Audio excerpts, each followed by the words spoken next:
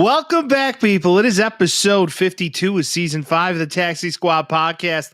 We got a fair amount to get into today. Before we do, Merry Christmas. Right? Merry Christmas. Got strange and unusual topics about people punching people in the face. We also have some broken jaws on the horizon. We have some NCAA drama peaking. The White Sox sign a guy from Japan. NFL talk. And a little bit of college football playoff review. It's the Taxi Squad podcast. Come on, everybody, celebrate. The Taxi Squad is here today. So lose the blues, kick back and relax for now. They talk about sports and stupid stuff. They're probably wrong and it might get rough. So welcome back. It's the Taxi Squad. Yeah. Vince, is there a very small Santa looking at us right now? Small in your background, big in our hearts, Mike. And I just want to start this episode with a little chestnut roti on the open fire. Are you doing your best? What was her name? She didn't pronounce Christmas correctly one year when she was singing it.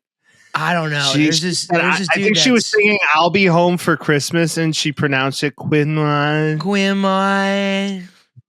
I'll be home for Christmas. No, there's like this. I don't know if he's like Venezuelan or Portuguese or Brazilian or something like that, but he covers Christmas songs. And he can't speak English at all. So he'll start awesome. And he's like, and he's not at all. Doesn't have any consonants at all, but it's good. Merry Christmas. Hey, there's only one. Merry Christmas, buddy. There's only one person who can sing that song, by the way. That's not true. I know at least 4. No, there's one person, and he's dead. But his name was Nat King Cole. True. He's the only person who can sing the Christmas song. Well, I'm about to put out a cover of it, so. Oh, you are? Maybe. We'll see. Just to refute your fact by me singing Sweet and Nice. Yeah, I mean, that boy can sing. And listen, even if it doesn't go well, nothing, and I mean nothing can dull my shine, Michael. Nothing can yuck your yum right guys. Now? Because the Bears? The Bears are in the playoffs for the first time since 2018, and we were posting about it, and we were freaking out, and I'm a little hoarse right now from screaming about it on Saturday. What a time. What a time to be alive. Dude, the Bears are playoff bound for the first time since 2018. We haven't won a playoff game since 2010. 10, yeah. No, 2008, yeah, 10. No, it wasn't. It's the Jay Cutler, Aaron Rodgers NFC Championship, Caleb Haney, all that shit. Oh, yeah, that was a sad day. But you know what we didn't talk about last week is the fact that I lost a bet, Vince. You did. And I got to start this episode that, I am remiss that I didn't bring this up because wife was pissed. I didn't mean for that to rhyme, but it did. But she was remiss like, what in the actual F? Yeah. What the fuck is this? She's like, what in the actual F Rolling on my wrist. do? Not talking about the bet. So if you remember. Oh, yeah. We made a bet, wife and I, in July that the Bears would win 10 games. I didn't think this was even possible. I don't think any of us did, to be fair. I thought you were safe. I think we were all like, yeah, that's a safe bet to take, right? She's got the magic touch right now. I don't know what it is. With 2 weeks left, she blew it out of this the water. team might win. This team might win 14 games. They could. 13 games. There's no reason to think they won't win every game now. But we did say also, you're like, that is a price I'm willing to pay to be above 10 wins. So I'm sure you're happy to be buying that. I am. She's gonna make it a special purchase while we're in Italy. So it'll all go towards the budget. But I've been saving for it. So I'm prepared. I'm prepared. Yeah. Once they rattle off 5 wins, you're like, oh, I should probably start putting some money away. Yeah. It's once you go into, you're like, yep, same old Bears. But when Ben Johnson called the entire team out for their practice habits, I think that really kind of opened the eyes of some, and it could have gone one or two ways, and it went the good way. Something changed. Something changed. And we'll get into all of that later, too, when we get into the NFL, will. But it's just the first thing on my mind. Just sitting through Sunday football, I'm like, what a win yesterday. Watched it maybe 16 times, maybe 17 times. Such a lovely way to wake up to a Sunday. Like, just like, no, I didn't have a care in the world. I sellied. I sellied after that night at home. I was Brayton, dude. I was at a family party. We were Brayton out there. Yeah. What's Brayton? Celebrating. Oh, all right. See, every night. Yeah, I was Brayton too, dog. I put on the Chicago playlist on Sonos. I was waiting for the break of day. No. It's just like, does anybody know what time it is? Does anybody really care? If it's a real Chicago playlist, if it has any barring on the band, that song should be on there. Of course. 25 or 64? Come on. You're in Chicago. I mean, you can play that DJ song. When I'm back in Chicago. Fun fact that connects the two of them. DJ, DePaul University. The band Chicago started at DePaul University. Fun fact. Okay, see, I didn't even do that. By the way, that if you listen to the minor chords in that song, it's actually the same as, it's just toned up. It's actually the same melody essentially as the Stranger Things theme song. Oh, the DJ. He just pitched it up. Good for him. It's kind of funny. He just like pitched it up, slowed it down, and then like just put a guitar riff over it, and it's kind of like, oh, that's kind of brilliant. Actually, that's probably why it clicked in people's ears. That's probably why it did, Vince. That is probably why it did. I just finished the first piece of season 1. It was lovely. I can't. I'm too far behind, and I won't watch it. Well, like the problem is these kids are old now. Yeah, they're grown ass adults, and it's like, yeah. Mildred Bobby Brown's like 20. Mildred Bobby Brown is like 21. Yeah, and she married Bon Jovi's kid. Yep. So, and she's a baby child baby in the show. It's weird. Yeah, let's not forget that Lewis Hamilton never mind. I'm not. Isn't that Drake too? Mm-hmm. Freak asses. They were. I don't get it. They were all like, oh yeah, she's my friend. We text.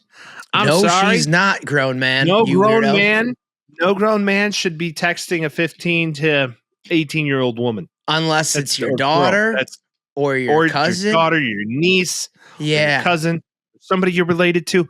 This is not, no, that's not copacetic. Santa, what are you? Gross. Santa's watching. Think, Santa? Hey, you better not cry. You better not pout. He said, forget about these ho. This is what Santa said. You know who said that he might be on the naughty list? Who's that? Santa told me before the show. Somebody's on the naughty list. You know who that naughty guy is? No, Mike. Fill me in. DK Metcalf. He's out here trying to punch fans in the face. Mm-hmm. DeKalen Zacharias Metcalf. I don't know if Zacharias is in there anywhere. Zacharias is his middle name. Oh, it is. DeKalen Zacharias Metcalf. Yeah.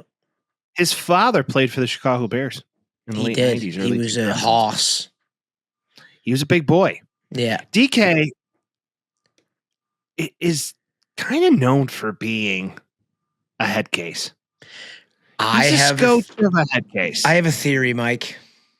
What's the theory, Vince? I don't think it's the person. I think it's the place. Why? Head case wide receiver university is the Pittsburgh Steelers. Let's be for real. It's just like what you put on the George Pickens, wacko. Le'Veon went wacko. Antonio Brown's the king of going wacko. Juju Smith-Schuster was being a little weirdo too, and he's been less weird since then. Chase Claypool was up to some business. Chase Claypool is also a drama queen. It's just like something about you get to Pittsburgh, and I don't know what. Just there's not much to do, so you just lose your City. Shit. Yeah, you get to Steel City, which is almost closer to Ohio than it is Pittsburgh. I mean, it's almost closer to Ohio than it is like major. The majority of Pennsylvania. Yeah, mainland Pennsylvania. Might as well be Ohio. Yeah, he goes up to a fan with blue hair on, which should be his first, like maybe. Well, I was watching. Were you watching the game? Yeah. They like panned to him and they like zoomed in on this. So he was about as subtle as a hurricane. Yep. He had the fan by like the wig. Hey, do you know the collar? Oh, was it his collar? Yeah. So he had the fan by like a collar. Pulling him down. And they were having words. Okay. And then he whiffed, but he clearly tried to punch up. He swiped. It was a swipe. No question about it. Yeah, you can't do that to fans. He got a 2-game suspension, which is probably warranted because you can't be attacking fans like that. I guess the reason I said his full name is because he doesn't like when people do that. And that was the initial report was they called him Decalen Zacharias, and he's like, what the hell? And then DK tried to say that it was some offensive, some flagrant misogynistic / racist thing. But every fan around him was like, no, it wasn't. So it's he said, she said right now. But if you're an NFL player or an NBA player, we've seen this many times in both of them, you can't be attacking fans. That's right away on the naughty list right there. You're getting cold. The naughty list. I mean, Santa just, he told me before the show, Vince. Did he? I'm going to reference him 3 more times today. Yeah. Little Santa is, he might be tiny, but. Do you check if you have lead pipes in your building? Why would I check that? Because you might have like having hallucinations from lead poisoning, because that is not a real Santa Claus. He's talking to you. How do you know what you need friends. You need friends. Every now and again. We got friends. I'm just saying. Who's talking? It's the holiday season. Okay. All right. All right. Tim Allen and I talk. All right. Yeah. Oh, is that the canonically accurate Tim Allen Santa Claus? It is. It is. He has skis. I mean, what Santa do you know skis? Where in Arizona? You should send him down a sand dune. Hey, no, you could go north to Flagstaff. You could be there at Snowball. Okay. So do you believe the fans should have sold this a little bit more than what he did? Oh, yeah, he's definitely going to sue. You should at least be like, oh. No, why didn't he like fall in? Like he was like he grabbed. Why didn't you just fall in? Just do the somersault in. Just fuck it. I'm inclined to agree with you. I would have sold the piss out of this. I would have let him just. I would have fell onto him. I would have just been like, it was all right, bang bang. It was bang bang. No, he was holding on to him for a good minute. Yeah, but at the time you're like, oh shit, I'm talking smack to DK Metcalf. Like, I don't know if he's thinking like this is gonna be the best lawsuit of my life. Like, I don't think he was thinking. Could you imagine if you're in that scenario? Like, I'm falling onto the field. There's no doubt. I am onto the field. Falling. You gotta think, but who knows? I also wouldn't put myself in that situation because I'm not really in the business of talking shit to players. Yeah, of course. I'm just saying, push came to shove in this scenario, no pun intended. This would be the play. Yeah, it's not dissimilar to like catching a home run ball and being like, give it to the team. You're like, no. If it's a historic one, I'm keeping it. Or if it's not an historic one, I'm giving it to a kid. Like, what are we doing? Yeah, you giving a foul ball to a small Unless child. It's the 500th home run or Ohtani's record breaker or some shit like that. I'll keep or Judge's record breaker. I'm keeping that. Correct. I don't disagree with that statement. I would say that in this instance, the Jordan meme. Fuck them kids when it's in that scenario. Yeah, right. If you're a millionaire, you make all this. How do you get into it with a fan? How do you just not drown him out and just be like, hey, we got a football game? In that scenario, like you're so much more important than that fan. You got to have some reasonable thought processes. Definitely hurts them now that they're trying to go on a playoff run. And they've been on a run. You got perked out Aaron Rodgers, who's won 3 of his last 4. You got Gainwell catching the ball on the ground, bouncing off his pads right into his hands.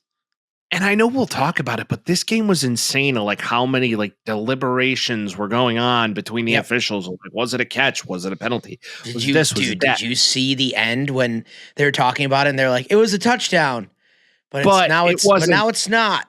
You're like, that's the worst way to say that. Like the You're fans are like, like, yeah, oh game's no. over. They should have just come out and said, the game's over. That's pass interference. Yeah, they We're said it was a touchdown, but it's offensive pass interference, so the clock runs off, so the game's over, so they don't win. He went from your team won to now they didn't win anymore. Sorry. Yeah, the whole stadium erupts like, woo! And he's like, no, that wasn't a touchdown. Right. Sorry. We called it wrong. My bad. Bears in the playoffs. Fuck you. Boom. One away. And Aaron Rodgers is the person that seals our ticket. I immediately tweeted it. I'm like, never thought I'd say the day, but thank you, Aaron Rodgers. It's crazy. It's crazy. And now the fact- Steelers are geared and ready and in the driver's seat to win that division. Well, with the Ravens losing, man, it's all out the window. It's crazy to me that that's possible at this time of year. And now they got Snoop. More like, Little poopy. They need Malik little Willis. poopy. Yeah, it's. We'll talk about all of that, but yeah, DK Metcalf can't be punching guys in the face. Can we go punch to punch right now? I was thinking just that. Yeah, let's talk about what was it? Jake Paul fought another guy. I believe Anthony Jacoby Joshua. Paul and Tony Joshua fought. Yes. Yeah. All these fights are stupid. And to They're expect very anything different is always dumb. Jake Paul, he's like, I won because I got paid and no one else would get in the ring with him. Give me that much money, I'm getting in the ring with him for sure. $100 million? Sure. 30 minutes of the Anthony Joshua, knock me out. I don't give a shit. $100 million. $100 million. $100 million.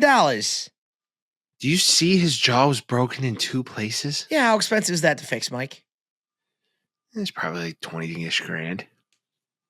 There you go. Anthony So Joshua. now you got fucking $99 million and you'll lose a couple thousand. Like the man is an Adonis. he's and huge. he's out there. He doesn't look real. Yeah. He looks like the creative fighter in Fight Night. He's Like the he doesn't even He was doesn't the even look first real boxer he fought, and he got knocked out. And he went 6 rounds, and good for him and all that shit. But, like, yeah, dude, everybody thought he wasn't going to get knocked out because it's some Jake Paul bullshit fights. All the fights are bullshit. Can't believe it was sanctioned. But, like, at least he knocked him out. At least that happened once. I guess in a way you got to give the guy some sort of credit, meaning Jake Paul. A little Disney bit. did. Just a little bit. But he just decided, you know what, I'm going to try my hand in this. And he's Yeah, actually- but come on. Be smart with it. It's, okay, I'm going to go box. Right when that whole, like, influencer boxing thing happens, he makes some money off of it. Great. Fights a bunch of bullshit fights. Tyson fight, bullshit. He's getting $50 to $100 million. Goes in here with Anthony Joshua, $100 million. He fights him. Again, I would, if I had that level of fame or whatever, I would totally get in the ring for $100 million.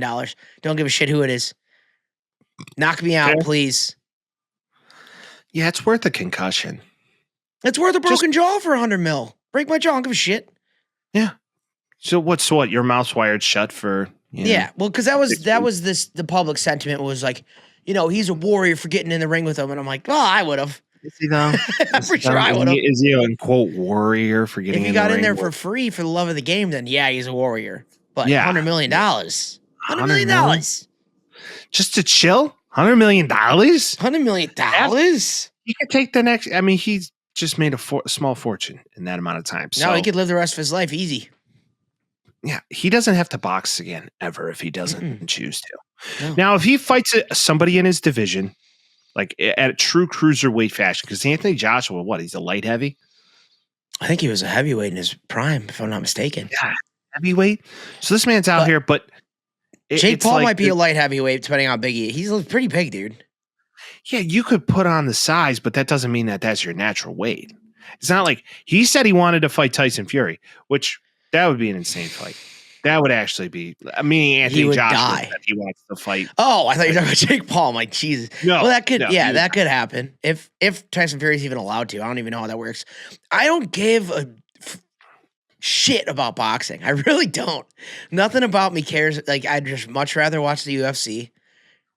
When I watch boxing, I'm like, imagine if they could tackle each other. That's exactly what I think every time I watch boxing. Well, if you watched any of the highlights of this fight, by Jake Paul. He kept like trying to tackle. Yeah. He would go to his knees and then like just like fall into him, grabbing his legs. Like, like, dude, not. He was running and hugging, which I would do too if I was in the scenario. But like, yeah, it's because Anthony Joshua's terrifying. He's fucking Odin, dude. Like, he's a Greek god. Like, what are we doing? He is very Odin-esque. That's a good comp. I just look at this situation as a money grab. Bottom line. That's what all these fights are anymore. But at least there was a knockout. That's why it's like everybody should be treating it the same way. You're like, oh yeah, it's an influencer fight against a real fighter. He got knocked out. Great. That's how it should happen. What was the last fight on Netflix? It was Canelo Alvarez and who? Terrence Ferguson. Terrence Crawford. Terrence Crawford. That was actually a fight. That was a great fight. That was a great fight. I made money off of Terrence Crawford. I feel like there's a good boxing match like maybe once every 5 years. Yeah. Like something like Wilder Fury was maybe two of the best heavyweight bouts I've ever watched. Pacquiao Mayweather was fun as shit too. Pacquiao Mayweather in its time was a lot of fun. I mean, Mayweather was a big fan of running and hiding. Like rarely did it ever get to. Yeah, but he would never knock guys too small, but it was just the punch total every game, every single fight. You're like, damn, he did it. He would dink and dunk you. Just did it.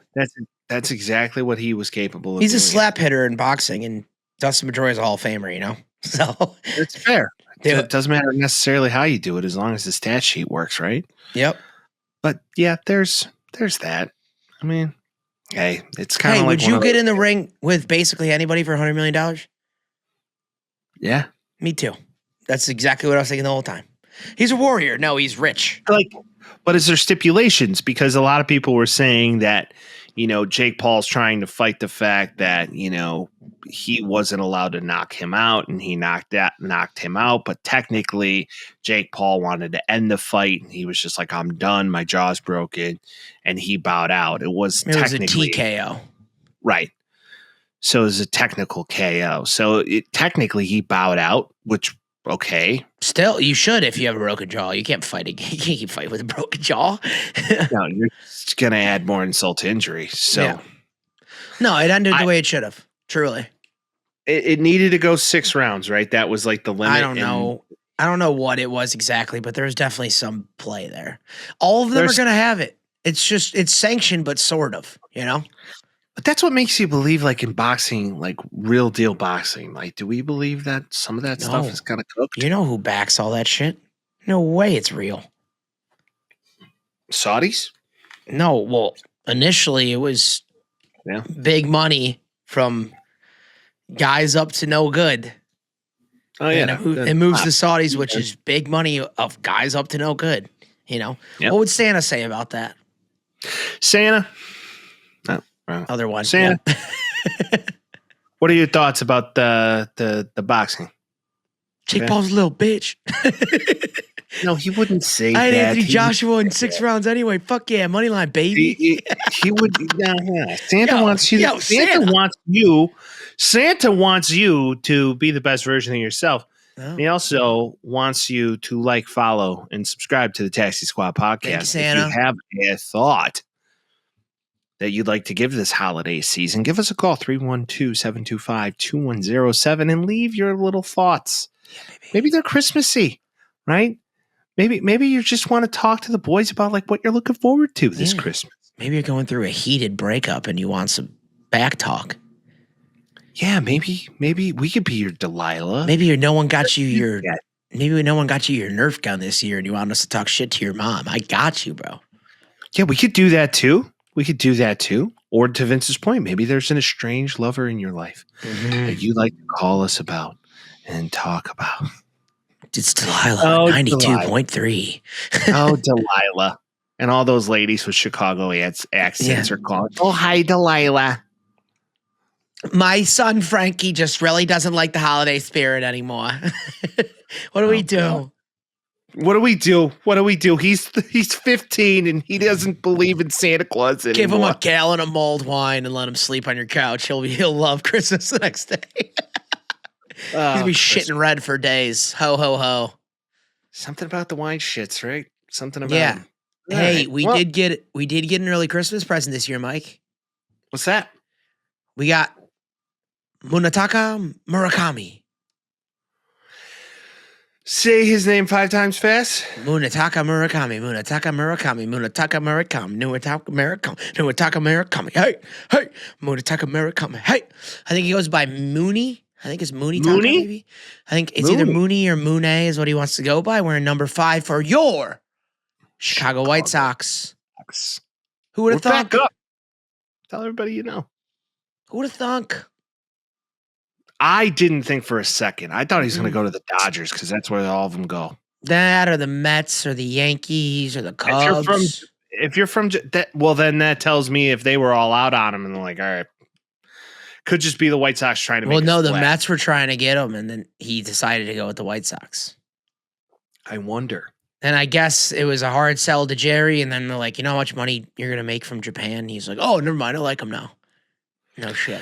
Oh, technically, I didn't know that they play baseball there too. Okay. Mm-hmm. Okay. Well, then this could be a whole new. Jerry, remember Tadahito Oguchi? Pretty good. Oh, yeah. Tadahito Oguchi was very good for us. For a small little bit of time, he was a beast. But it was what it needed to be. He was only on the team for like 4 years. There was also another one, Shingo Takatsu. Mm-hmm. Pitcher. So in theory, if you look back, Shingo and then Tadahito, I mean, one of the most epic infield plays of all time. Oh, yeah. The upside down under his body throw was just nobody Matrix. did that. Matrix. Yeah, absolutely. It was insane. Well, this is an interesting signing to me because he's technically the home run king of Japan and he's only 25. 25, yeah. He excuse me. He's a career 273, 94, 557 split hitter, 892 Central League games for the Swallows. He boasts an 80 grade power, a true 80 grade power, set the MVP record with 56 home runs in a single season 3 years ago. Lefty or righty? He is a righty, if I'm not no, he's a lefty. If I'm thinking about the World Baseball Classic correctly. Yes, if I'm not mistaken, he is that. Now, does he play third? He is probably going to play third. That's his natural position. He's a corner infielder. Is he a defensive liability or is? I don't think so. I think he's okay. They were talking first, third, DH. First, so third, DH. He'll probably do all that. That's the plan. Okay. Now, his power numbers have gone down since that fateful year where he hit 56. There is concern too, and there are mixed reports, and you and I talked about this off the pod. Mixed reports on his ability to hit fastballs when they get real hot. But in the World Baseball Classic, he did face some guys with some heat. He was able to make contact. It's all going to be an adjustment, but there was a thing going around that he's hitting .98 or whatever for fastballs over 92 miles per hour. I guess that's been put to bed. It's a cherry pick stat. But it's still not very good. He's hitting like 207 or 220. So, I feel like he'll either you're going to sink or swim. Throw him in the deep end. Let's see what he does. It's a 2-year deal. So it's really not this long-term drawn-out contract. If it sucks, you got him for 2 years. And if he's good, then we have him for 2 years. Or you re-sign him if he's that. You don't think so? Because you think he's going to re-sign for $34 million again? Well, if he's really good, he's going to re-sign for $300 million. That's fair. You know? Yeah. Hey, we did try and give Manny Machado the best offer. Allegedly, we had the best offer. Yeah. The White Sox are best at coming in second place to sign guys. Bryce Harper. I mean, we did our best. So Bryce close. Harper, we didn't even approach him. He wanted to come here too. Which is insane to me. It's like, hell, one of the best players in the country. He's like, I'd love to come play for you. And you're like, nah, you don't want to do that. Now, this is interesting. Hypothetical opening day. You got Caro behind the dish. Caro behind the dish. So Edgar Caro, who had some epic numbers of putouts at the end of last year and started hitting power, switch hitter. Yep. Love that. You got Murakami at third, Colson Montgomery at short. What's his name? Chase Meadrath? Chase Meadrath at second. and you're plugging in Vargas at first, or DH. Or you flip-flop him and have Vargas play third, whatever it is. Vargas is not as bad at third as one could assume. And then I think Teal is going to start in the outfield this year. I got a funny suspicion. That or DH. You'll probably have Braden Montgomery at this point. Well, yeah, Braden Montgomery could be up at this stage of the game. And then you're going to select Rock Chalowski unless something completely changes. Yeah, he'll be in the minors probably for at least half a year, if not a whole year. Benintendi's still here somewhere. I feel like Teal is going to be the inevitable replacement for him. That would be cool. Yeah. Either that or you put him in right field because he has an arm. He has a rocket.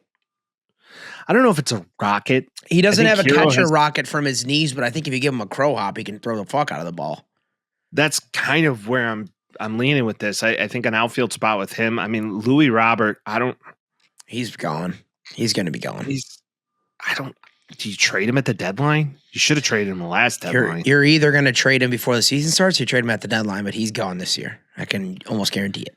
What an underwhelming situation. He was like the top prospect in all of international baseball. You can't even blame him. That's the problem. The White Sox are a mess. Do you think he's going to go somewhere and be better? Oh, yeah. Almost certainly. But also, who leaves? Like, a lot of guys are just ruined when they leave the White Sox and they can't do shit. Andrew Vaughn was ruined after those 2 weeks. Like, Eloy Jimenez isn't even in the MLB. Tim Anderson's not even on a team. Moncada played a little bit for the Angels last year. Like, none of those guys worked out. Where's Zach Collins? Remember him? That was fun for a couple days. Zach Collins actually had a halfway decent career. He played for the Braves for a while. Yeah, he was okay, but he was still hitting 208. He had an MLB career, Vince. And did he?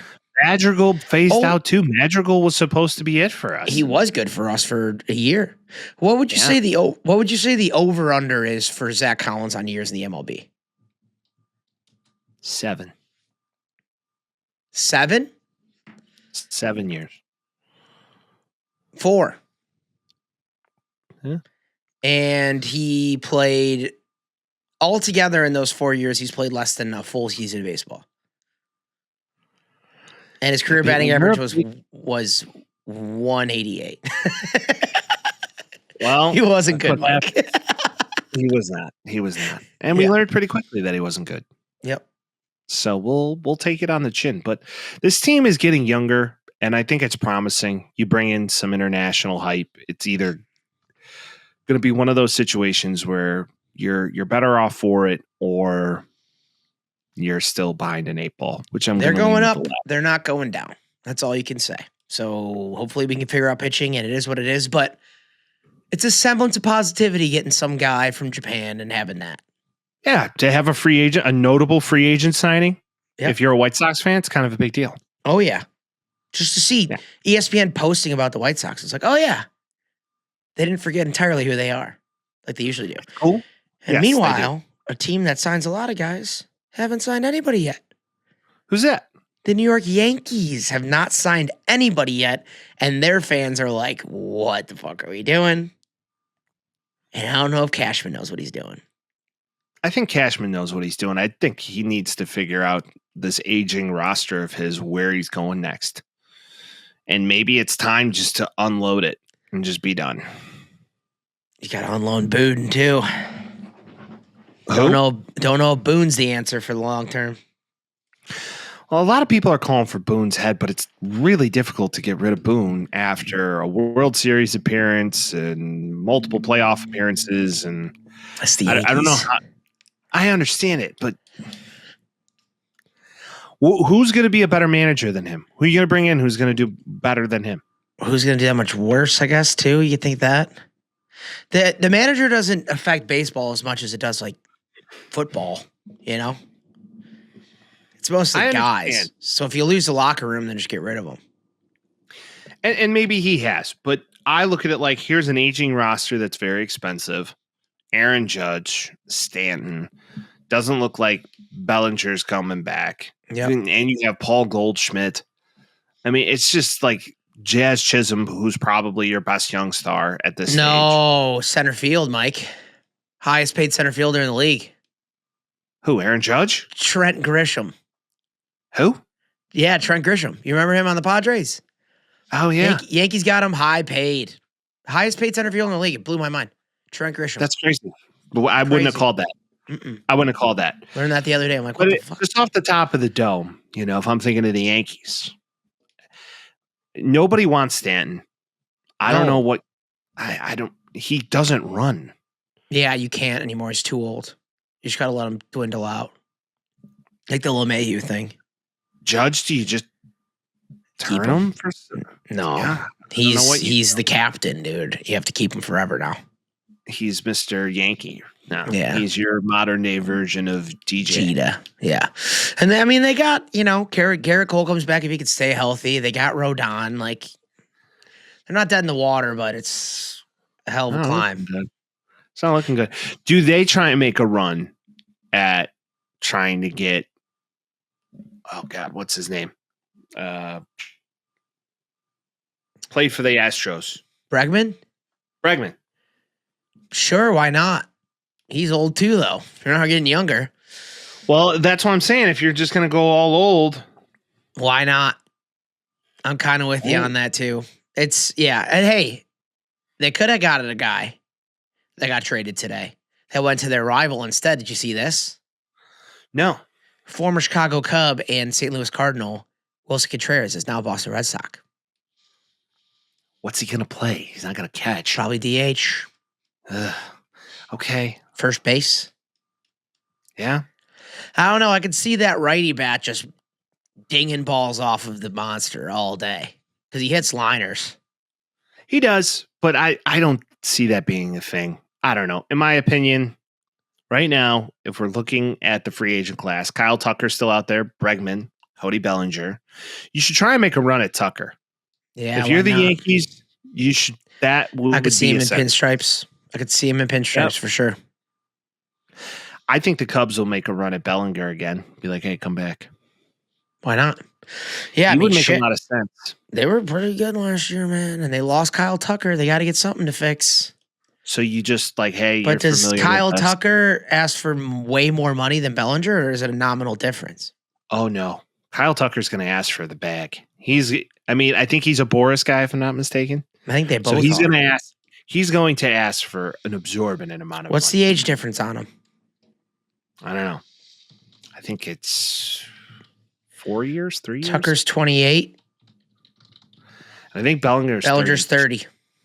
So okay. 2 years. And Gleyber Torres is looking. He's a free agent as well. I didn't know that. Uh-oh. Is he? Uh-oh. No. He's not. Oh. Never mind. Yeah, I know they got some guys in the AAAs that they're going to bring up and stuff, but Cody Bellinger projected to sign with AL Powerhouse instead of the Mets. Let's see what this is saying. This is just reporting as it comes. All right. Get to it, kids. What are we doing here? Oh, they might be the Yankees. They might get him back. That was a stupid clickbait headline. AL Powerhouse, shut up. So, yeah, there's a lot going on right now. But the biggest story this week in baseball is Munetaka Murakami. And there's some baseball. I'm excited, though. You see the World Baseball Classic? They're finally ironing out the team. No, I didn't. Skubal and Skeens are both playing 1-2. Pretty good. Skubal, a lot of people are saying he's leaving. He's gone. Tigers aren't going to sign him. I like it, though, because last time it was like Merrill Kelly. Like, a lot of guys didn't want to play. And then I think after they lost to Japan, it was like, oh, there's some, like baseball's America's sport. Like, you better win this fucking tournament. You can't lose to Japan again. It cannot happen. No, or like Mexico or Dominican or Cuba. Like, you got to go in there and prove your worth. Show whose game it is, Does Bo Bichette re-sign with the Blue Jays? I would say he's just talking to them, almost solely talking to them, maybe getting some feelers out there, but there's no reason he leaves. Why would you leave? True. He made it to the goddamn World Series last year. Yeah. And I mean, he was hurt for a majority of the season too. Yep. So he didn't come back until the World Series. It's crazy. Well, things to keep in mind. We are a few weeks away, people. Well, a few months away, should we say? From P's and C's reporting? P's and C's reporting. Good, a big old fan of P's and C's reporting. Me too. PPs and cacas. Thank you, everybody. PPs and cacas. A lot of people want to talk about PPs and cacas. I want to talk about college. Yeah? And what I want to talk about is Notre Dame basketball losing to Purdue Fort Wayne. Just kidding. I have no interest in that. I want to talk about the playoff, Mike. But before we do, a news article came out today. Go ahead. And it's our rivalry. It's our rivalry. It's the rivalry we have. Not anymore. It's ruined the only sense of competition that we have as far as fandom's concerned. It's ruined it. So today, Notre Dame USC rivalry series ending next year as the Irish finalize 2-year deal with BYU. So they were going back and forth and they almost came to a deal, and what happened was scheduling complications and the college football playoff implications were at the root of the series' demise. According to those familiar with the negotiations, USC officials determined that the game date was not ideal considering past decisions from the college football playoff selection committee in punishing schools for losses, especially those late in the season. When I read that in its way of words, such as journalism is, I read Notre Dame keeps beating USC at the end of the year and they have no chance of making the playoff. Do you concur? The optics of this are terrible for USC. Pretty bad. I don't know what to say. This is one of the most historic rivalries in all of college football. Maybe all of the NCAA. Yeah. Outside of Army Navy. Right. And now you're just putting it to the wayside for okay, if you're that worried about them, play each other earlier in the year. Then play each other in week 0. They were thinking about doing week 0. Then do it. Yeah, I agree. That makes sense. Come out when nobody knows anything. Yep. And you can't complain about it that you're putting your season at jeopardy of a playoff berth. Yeah, they were talking about it at the end. They wanted to finalize it and they couldn't. And that's why Notre Dame sided with BYU for 2 years. And I mean, let's face it, they're going to go beat. Okay, so in a way, from a religion standpoint, this is honestly hysterical. Yeah, because now it's the Catholics versus the Mormons. It's the Catholics versus the Mormons. Let's make the shirt right now. Yeah, for this rivalry that is Jesus versus John Smith or whatever the guy's name is. Yeah, let's do that. So it'll just be a lot of wives and then no wives. Yeah, right. Or a lot of wives and then a bunch of altar boys. Yeah, 1-on-1. Mano y mano. Right. Absolutely. What do you think about that, Santa? Santa? Other one. Santa, what are your thoughts? And he's like, I don't know. He's like, well, Christmas technically is a Christian holiday. I'm gonna stay out of it. If I'm Santa, I'm staying out of it. It's so interesting to me that one man was in one region of the world and was like, hey, Jesus specifically spoke to me. Yep. And he told me that you should have a lot of wives. Also, that thing about you have a holy shirt and you must wear it under everything all the time. Otherwise, and then they're also very big on not using prophylactics. Yep. And also putting 2 mattresses together and having your friends smush you around until you do it. Oh, soaking? Yeah. Yeah. So we could call it I don't know. We could come up with something like the soakers and I don't know. Never mind. That I was trying to think of one too. I got nothing. I got nothing. What do they do in Catholicism? I don't know. Pray? Well, yeah, but I was going to make it very inappropriate considering. Yeah, me too. We don't need to do any of that. We don't need to get into the specifics of how that ends up working out. Speaking of priests, did you see the priest who blew up on TikTok? No. Yeah, he was like joining a TikTok trend, and he was a younger priest. Oh, one of the handsome young Christian, not the Catholic ones, but the Christian. No, he was Catholic. He was Catholic. He? Okay. Yeah, he was a younger Catholic priest. And he was full blown swearing in this. It's like, Father, father, you can't be doing this, okay? You can't be doing this. No shot. Man, you're a man of the cloth. You can't be swearing. You ever hear the story as to why people speculate that they can't have sex? Can't get married? Meaning they Priests. can't have premarital intercourse? No, priests in general can't get married, you know? Have you heard? Or have sex in general? It's a very old... They say, and speculation says, who knows, this is alleged. They say it's because in the hierarchy of people in a certain town or area, priests were like number one for a very long time. They were like the celebrity. So they would just go around slanging dick with like people's wives, all this stuff. And they were like, we needed to cool this off. So if you're a priest, you just can't bang anybody. And they were like, all right, well, now we're going to move you on to kids, unfortunately. So that's kind of how that... People say that's kind of how that works. That, a lot of those guys are predators, and it was terrible. Watch the movie Spotlight. It'll bend your brain.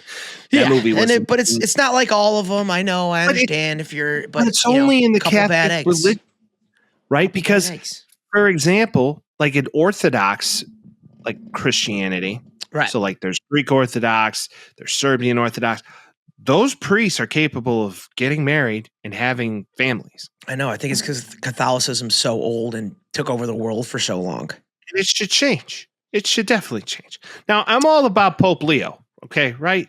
The dog. Pope. He brought us the playoffs. He brought us Munetaka Murakami. Like, what do you want us to do? I mean, that's it. We got Pope Leo. We got a Pope. Southside guy. Yeah. The dog. Hopefully Rock Chalowski is the savior, and I just want to hear a bunch of Southside Polish guys talk about hear about Chalowski. This Chalowski kid. You hear about Rock Chalowski. Oh man. Oh, he's a good kid, good family. I caught this recently. There's this one page on Instagram of a guy who just talks with the most aggressive Chicago accent, and he talks to like random animals. And this one he's talking to a coyote. He's like, "Hey guy, what are you doing over there? You need a place to stay. You need a warm place to stay. Oh, what do you got? A bird? What do you do with that bird?" I need that. I need that in my life. I'll have to send it to you. But back to this. Yeah, USC looks bitch made with this. I don't know what more I could say. I'm very disappointed because that's like the one thing that kept the rivalry on the pod together. It's like the one thing we truly disagree on. It's the true divide. Every other team, we are in lockstep. We're in. But now, the only thing that yeah. could make this better is that they both make the playoff next year. And then they have to, that'd be sick. It'd be amazing. That'd be sick. But, you know, then we kick one of our teams out and we get even more pissed about it. That could be a thing. But CJ Carr's the man. So, hey, did you see that your boy Jade, is it Jade in my out? Jade in my out? He's coming back. Coming back. Yeah, he like announced it like he was re-signing. That was weird.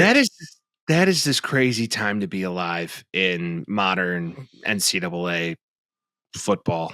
It's modern day college football is like these guys announce like they're re-signing as if they were in free agency. Yeah, it's like, which technically they kind of are. Then let's just call it what it is. It's free agency. Every year. Yeah. Call it what it is.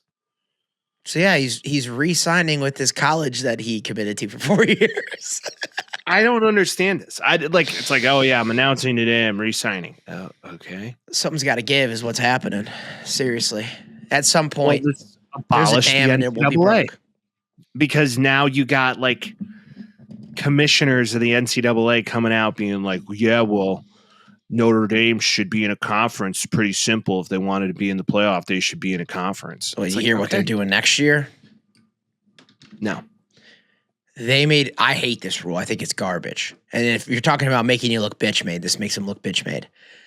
If Notre Dame wins 12 games, they're automatically in next year. Automatically. But so that means they're not going to 12 games. That, or if they do, then people are going to be like, well, they didn't beat blah, blah, blah. It's like, no, they get an auto bid. And you're like, what are they getting an auto bid? Like, that's what that's going to be. And they framed it as independent teams, if they get 12 wins, they automatically make it. There's only 2 independent teams. UConn? Yeah, and Notre Dame. And UConn's not getting 12 wins. UConn's never getting 12 wins. Notre Dame, if they were smart, should join the Pac-12. No, they should join the Sun Belt. I would say join the Pac-12 and make the Pac-12 the Pac-12 and shove it in the face of USC. Isn't there only two? It would be the big.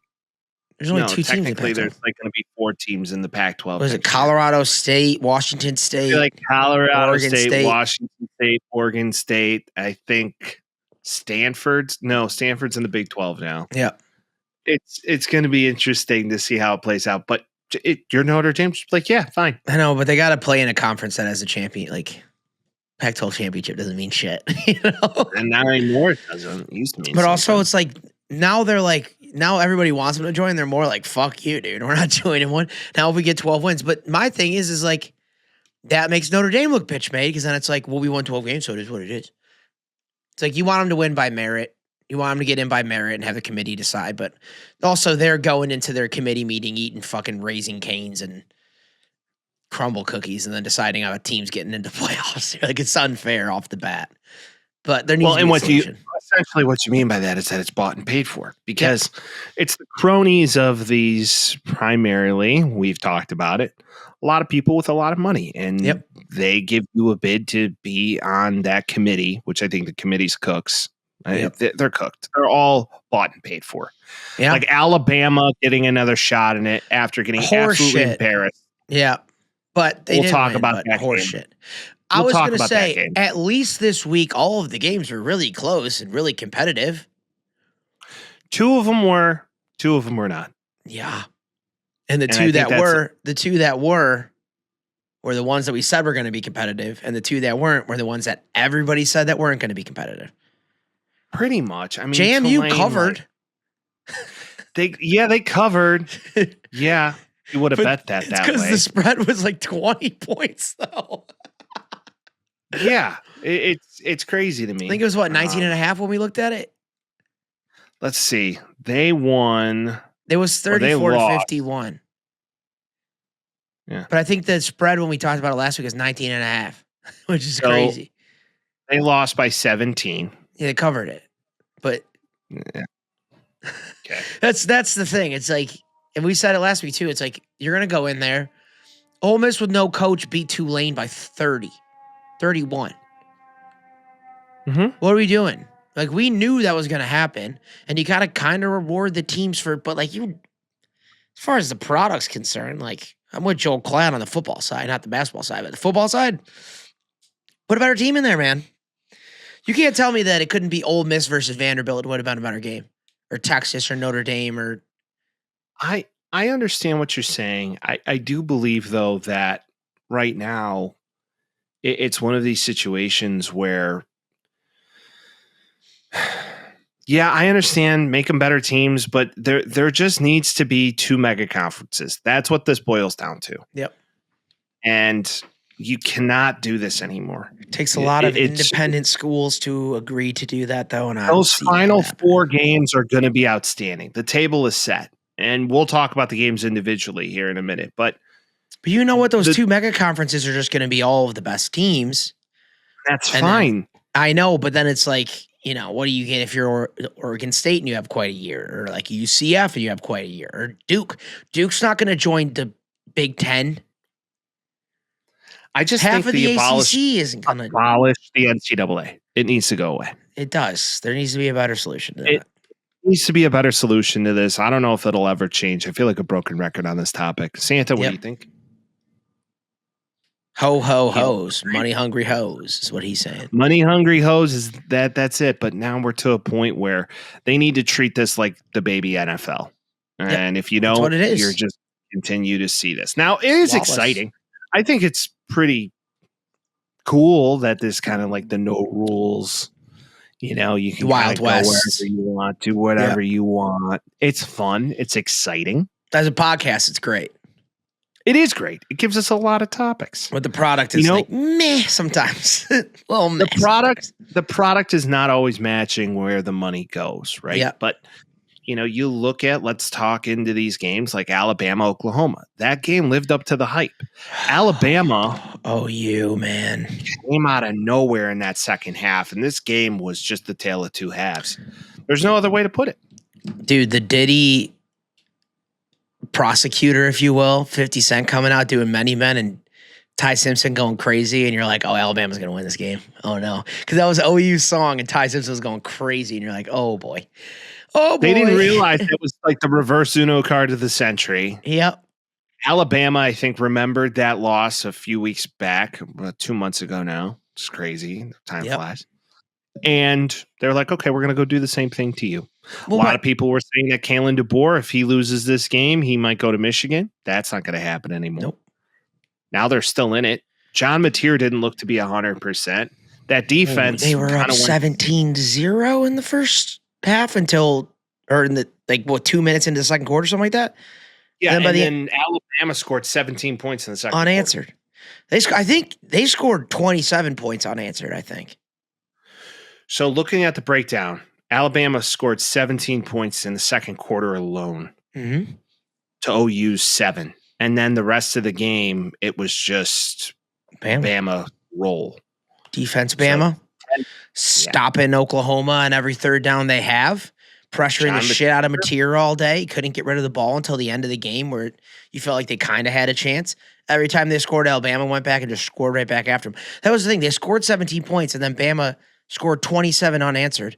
Oklahoma had that extra touchdown. You're like, maybe there's a chance. And then Bama just, again. There was no chance.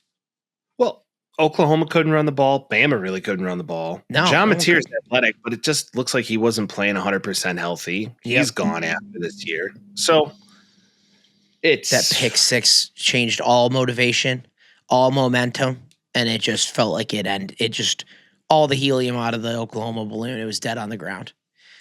It was wild, actually. I'm like, I can't believe this team is that much quit in them, to be honest.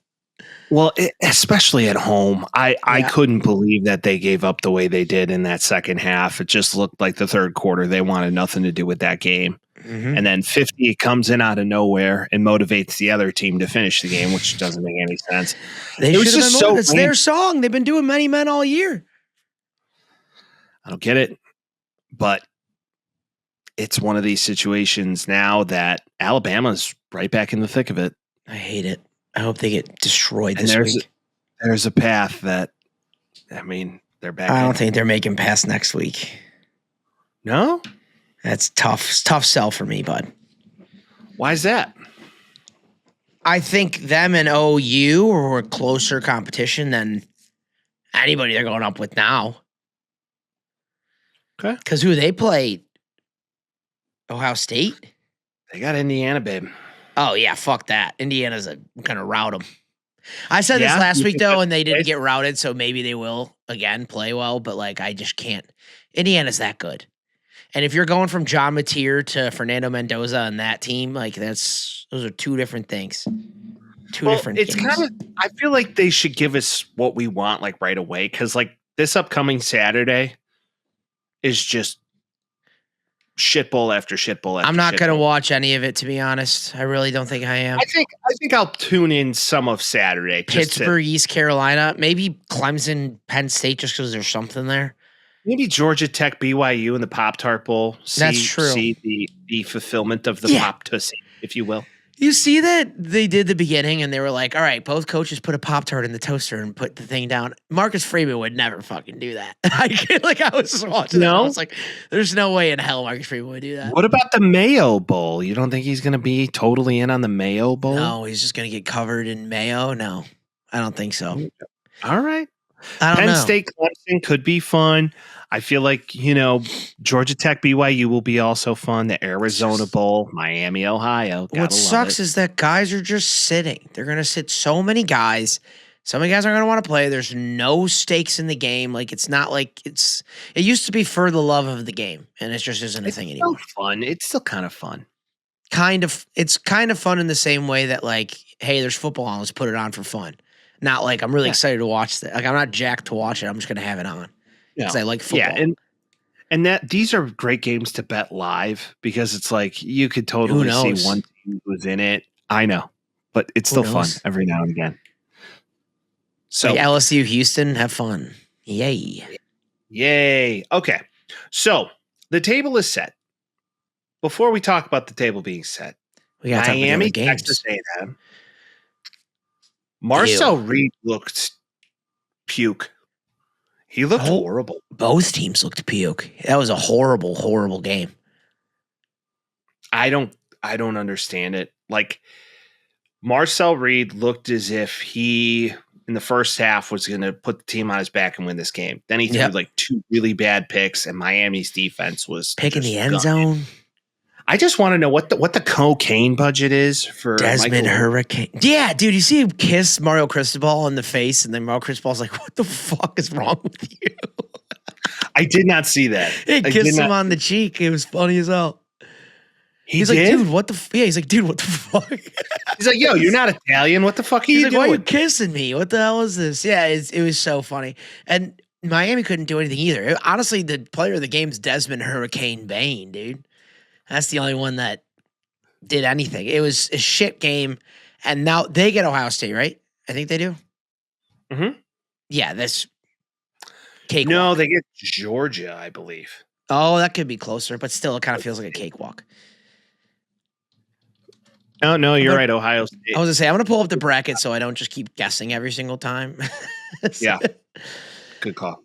Yeah, they do. They get Ohio State. Yeah, and then Ole Miss gets Georgia. I think that could be a good game. It's just like, I can't imagine Ohio State in a primetime game losing to Miami like that. I just can't really see it. Carson Beck looks so bad, and their play calling is so bad. It really is. They shouldn't have won that game. They got lucky. They got very lucky. I mean, if you look at the total here, the rushing, I mean, Mark Fletcher Jr., 17 carries, 172 yards on the ground. Dude, they ran like 17 jet sweeps. Every single play was a fucking jet sweep. I don't know what more to say. They don't really trust Carson Beck to throw the football. He was just dinking and dunking it all I don't day. even know if that's true. I don't think they know how to call a passing game. I'm not even going to lie. I don't even think they know how to call one. This game was so interesting to me. I thought A&M at home, 12th man in full effect. Yeah, I felt like they were going to do it too. They were gonna win. And this was the trap game of trap games. I don't know what more to say. Well, Malachi Toney fumbling. You're like, he's got to do something to come back and kind of restore his honor. And goddamn it, he did because he's that good. Like, if you're going player for player, Texas A&M should have won that game. It's just like, what am I? Well, they had their chance. I watched this game in its entirety, and Marcel Reed, they were driving down the field. They got a really, really very generous personal foul of roughing the passer on Marcel Reed that put him in the position to end the game on their terms, and he throws a pick in the end zone. It was horrible. That's like striking out looking in the 9th inning with 2 outs. It was so bad. You can't do and it. I mean, I think there was like 4 missed field goals in total. I mean, A&M had the ability to go up early. They were on their 5, so they were ready. They were knocking on the door of Miami, like ready to score in the first quarter. And then they decide to kick a field goal on like the 5 and get blocked.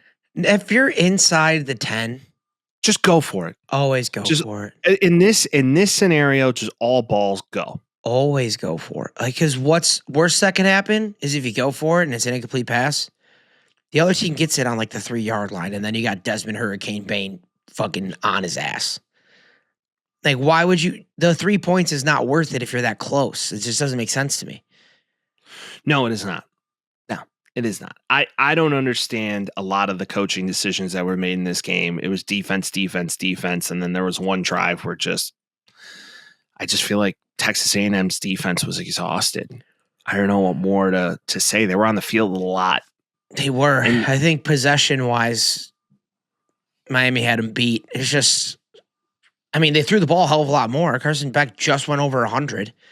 What's crazy about that, Vince, is that Texas A&M possessed the football for an extra 7 minutes. Damn, really? Mm-hmm. 26 minutes time of possession on Miami. How? They didn't even get 100 rushing yards. How do you hold the ball for that long? No, on the contrary, there was 175 rushing yards. That was for Miami, not A&M. A&M at 89. So they held possession for that long? They did. What the hell? It was once again, it was just one of these games that just very interesting to pay attention to. It was fun because it was disgusting. It was a horrible game, and that's why it was fun. I just kept thinking, like, all right, when is this? When is this? Like the floodgates are going to break open eventually for A&M. Marcel Reed's going to pop off like he usually does, and I've seen this story before, and he just could not get it together. And no one did, except for the running back for Miami, and every jet sweep they ran, every single time. Unbelievable. It worked. All right, let's talk about the ones that shouldn't even have the happened. Shitty shit. The Ole Miss game was close for like 2 seconds. I was like, no, it wasn't. It was 14-0 after the first quarter. In the first quarter, it was like, okay. And then they like got a field goal and you're like, eh. And then I was like, okay, I'll turn this off. Yeah, I was going to say they started off 0-0. That's when it was close. Trinidad Shameless, gold all on his watch. He's good. Gold all on his chain. Don't believe he's good, man. Lacey's good. I just, if I'm them, like it feels good, but it's like, what was it? Oregon, Boise last year where you're like, yeah, they're just going to wipe the floor with them. Well, Ole Miss is in a position right now where they have a coach there that coached with Lane so long that he knows what they do. Mm-hmm. And he was the defensive coordinator for Alabama when Lane was the OC. So it's kind of like you're trading just different styles, a lot of the same system and play calling. You know, you might evolve and do some more jazzier things, but defensively, they're usually sound. At that point, you're not changing that much, right? You know what the playbook is. Right. So the play calling, you know, maybe you'll spread it out a little bit more. But Georgia, that's the SEC matchup of a lifetime. I can see them giving them a little fit. I can see them giving fits. I can see Georgia always has one game. You never know what it's going to be. Last year was Texas. This year it's Ole Miss. I love the SEC bouts. I think they're great. You're saying in the playoffs? Mm-hmm. Well, Notre Dame was pretty fun. Notre Dame was a lot of fun. Yeah. Notre Dame, Georgia was fun, dude. Yeah, I'll never forget talking with Vince through that whole game. Yeah, Notre Dame, Georgia, just... I was just like, oh my God. And then everybody's like, Carson Beck said it. And I'm like, I don't give a fuck. You're probably better off. You're probably better off. And we weren't. And they were not. But now let's jump to Oregon, James Madison. Everybody was blown away that James Madison hung with them as long as they did. But they didn't. It was all garbage. It was all like second half garbage. They couldn't score in the first half. What was it? It was 34-6 in the first half. And then James Madison just started scoring. They started giving up a little bit. Dante Moore throwing interceptions for no reason. It was weird. Yeah, Dante Moore throwing picks, ill-advised. I just think this game was just such a layup for Oregon. It was a tune-up game before a game. I'm glad it was because it was during the Bears game, and it was like, all right, turn this shit off. I got to watch the Bears. I was all in on the Bears. I had somebody at work text me and be like, you watch this James Madison game? I'm like, no. No, dude, it's the second quarter. The Bears can't make a play. Like, fuck off. Bears. All right, let's talk about the table being set. So to that point.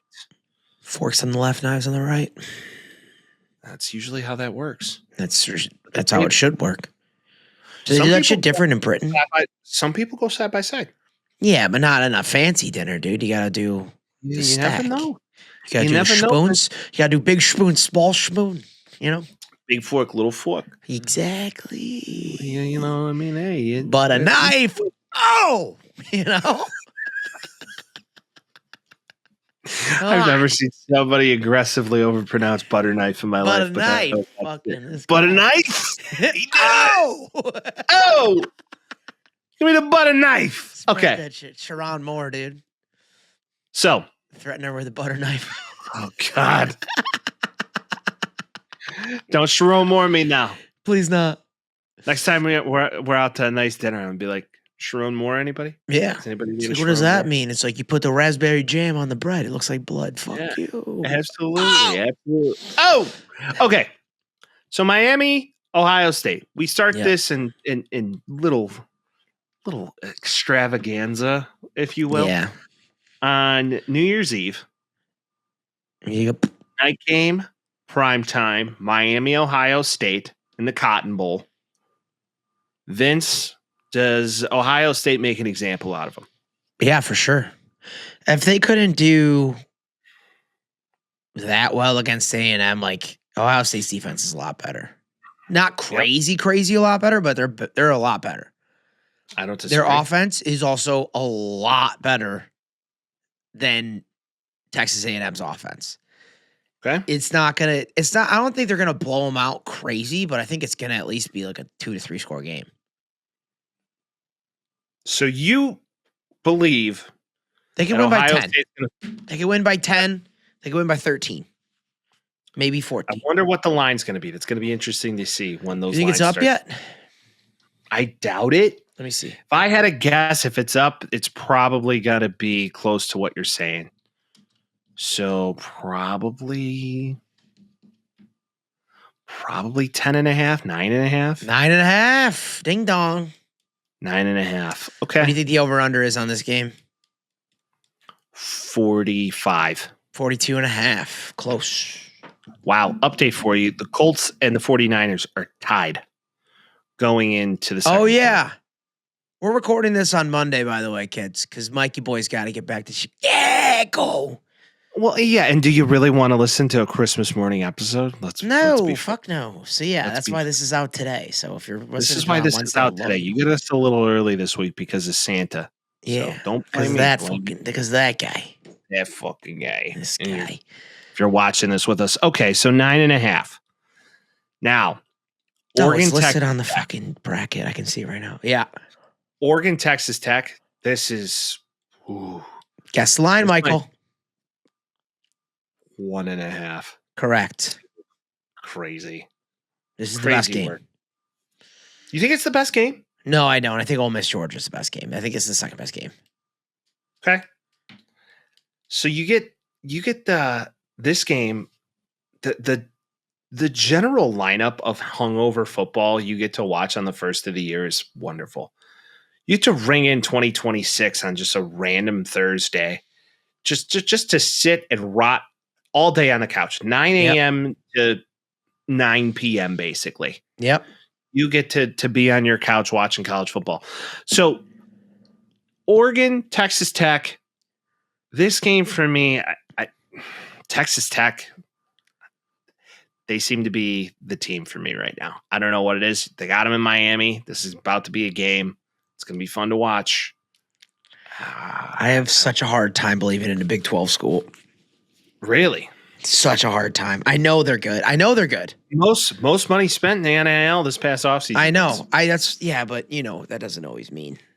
It's like having the best recruiting classes. It doesn't always mean you're going to be good. But they have been good.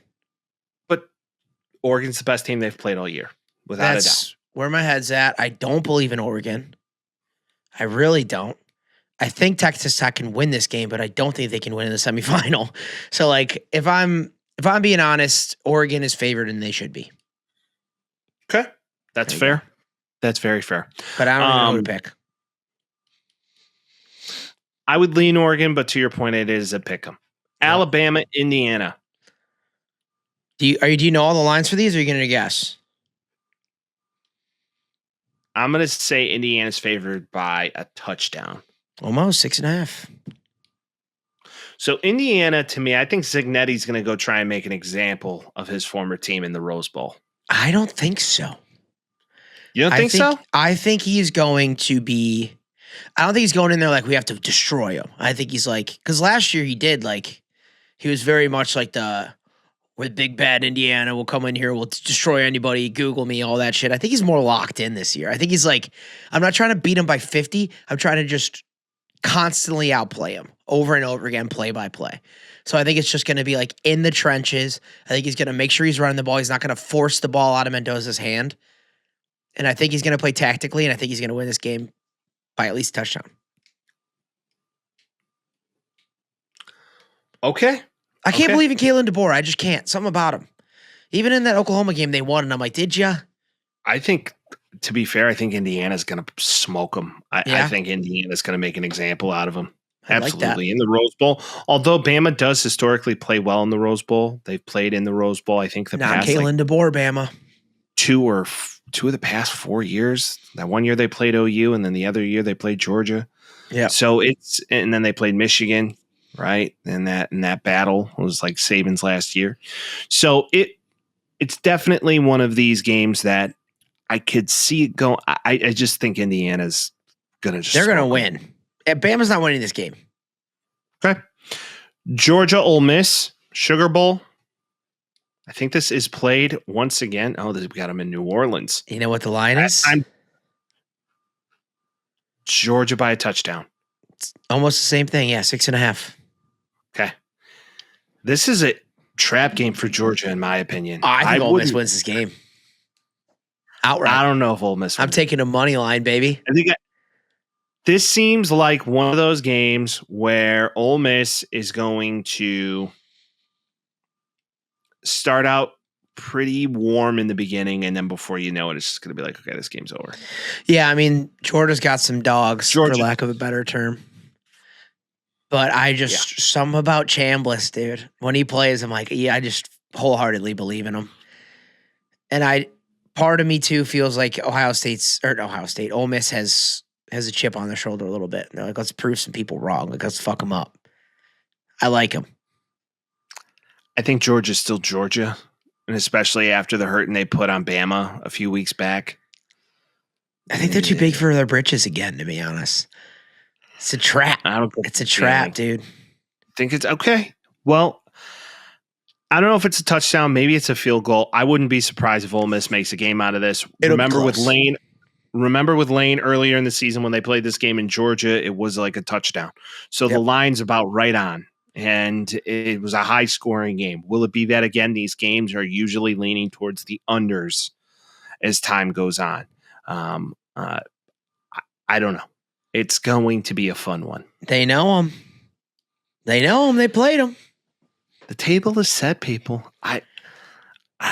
Okay, so if this ends how we expect it to end, we have Ohio State then playing the winner of the Orange Bowl, right? No. The Sugar Bowl. So it'll be Ohio State versus Georgia or Ole Miss, and it'll be Indiana versus Oregon or Texas Tech. A Big Ten matchup to finalize it would be pretty impressive. If they go Indiana, Oregon, and then it's Indiana, Ohio State, it'd be awesome. It would just be all Big Ten. It would be a rematch. The SEC was good.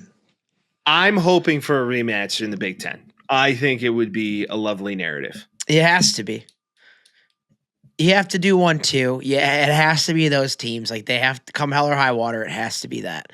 And then next year, Oregon come in and be like, "All right, this is fucked up. Like, we just got laughed before ever winning." They never won a national championship, dude. Oregon? Yeah, I thought they did with Mariota. I don't think so. I think they lost. Didn't they lose to FSU that year? Hold on. Didn't Jameis win that shit? I could be wrong, but I don't think they have. Oh, it was in Oh, no, it's men's basketball. Yeah. They made the playoffs. Unclaimed 2024 national title. But no, never have. Because I thought they did when Joey Harrington was on the team too back in the day, and they haven't. Yep. 2015, they went and lost to Ohio State 20-14. That's what that was with Mariota. What was Chip Kelly. Name? I know, but no, the quarterback for Ohio State, Cardale Jones or whatever. Oh, Cardale Jones was a beast. Yeah, it's fun, dude. Yeah, it's a beast. And Dwayne Haskins, rest in peace. Yes, R.I.P. Dwayne Haskins. Well, table's set. Our predictions are in. We're hoping for a Big Ten championship. Another one. Let's do it. And Notre Dame could have beat all these teams, so whatever. Could have? Oh yeah, they would have won it this year. They were heating. Sure about that? That's the beauty of it. I can claim this as. Did you see all the players of Miami like saying "fuck you, Jeremiah Love" and "fuck you, Notre Dame"? And Jeremiah Love was like, "Does my opinion matter to you that much?" And I'm like, "That's the only way you can say it." Yeah, I was like, "That's the only way you could say it." He's like, "Why am I that important to you?" Which I kind of fuck with. But yeah, this is the best part about not making it is you can be like, "Well, they're all just lucky Notre Dame's not in the playoff." Because they would have beat them all. Like, no, he would have. Guess we'll never know. Sorry. Does the Tennessee midget play in the Relia Quest Bowl? Pardon me. What? Who the hell is that? Diego Pavia. Oh, man, I thought you meant the Vols. Yeah, why would he not? It's his last football game ever. Okay. You don't think he plays in the NFL? He gets drafted, plays like half a quarter, and they're like, "Oh, he's horrible." And my bad for the technical pronunciation. Who gives a shit? I was just like, who are you talking about? I thought you were talking about person the known as Vols. Diego Pavia. Yeah, he's small. Who's just become insufferable. And people are like, He is. yeah, he's like modern day Johnny Manziel. I'm like, do not compare those two people. Johnny Football ever. is so much better. He's Johnny fun though. So And he's doing it for a cool team, and he gets them all the way up to where he did, and all that shit. It's just like, they're doing the Heisman, and they're talking about like, what are you gonna do with this? Mendoza's like, give it back to the university. Jeremiah Love's just like something about God or something like that. And then he goes up, and he's like, you give it to Theo Vaughn. You're like, all right, you're a loser. Move on. Because his mom's banging him. He's banging my mom. That guy's my new dad. What? Yeah, I'm over it. I'm over the shenanigans personally, but no, he'll get drafted by like. No, actually, who does he get drafted by? Who needs a quarterback right now? A lot of people, but Mendoza. Do they? Think about it in the NFL. I feel like if you're a team, you take a late round flyer on him. Maybe but you don't start him. He's Kyle Trask. He's giving Kyle Trask his right. Yeah, I think the Giants probably take Mendoza because Dart looks like he's just going to be injured forever. No, I think Dart's going to get a head coach in there that actually wants to. I know, but Mendoza's got to be top 10. That's what I'm saying. Who needs a quarterback? I think the Jets are going to be first on the list. There you go. Jets get Mendoza. Jets get Mendoza. Try not to ruin him. Beyond that, I mean, that's what I'm saying. Like quarterback, even the bad teams, like who's the Jets, the Browns are going to stick with Shador probably. Titans got Cam Ward. Raiders and Cardinals. Jets, Raiders, Cardinals. Diego Pavia watch. I don't know about any of that. I think Garrett Nussmeier is maybe the best technically sound pro-style quarterback you could take next to Mendoza. What about Drew? Drew Aller? Yeah. He's got the size. He's got the arm strength. Yeah. He's got the size. He runs like he's got concrete in his shoes. Yeah, he's a pocket passer. I think Drew Aller's draft stock after this season plummeted, and I think he's going to be like a day 2 guy, and maybe he comes in somewhere and competes for a gig, but I don't think it's happening. And then now you see all these guys returning, which in my opinion is smart, and I think is very good for college football. Why not? Get paid, baby.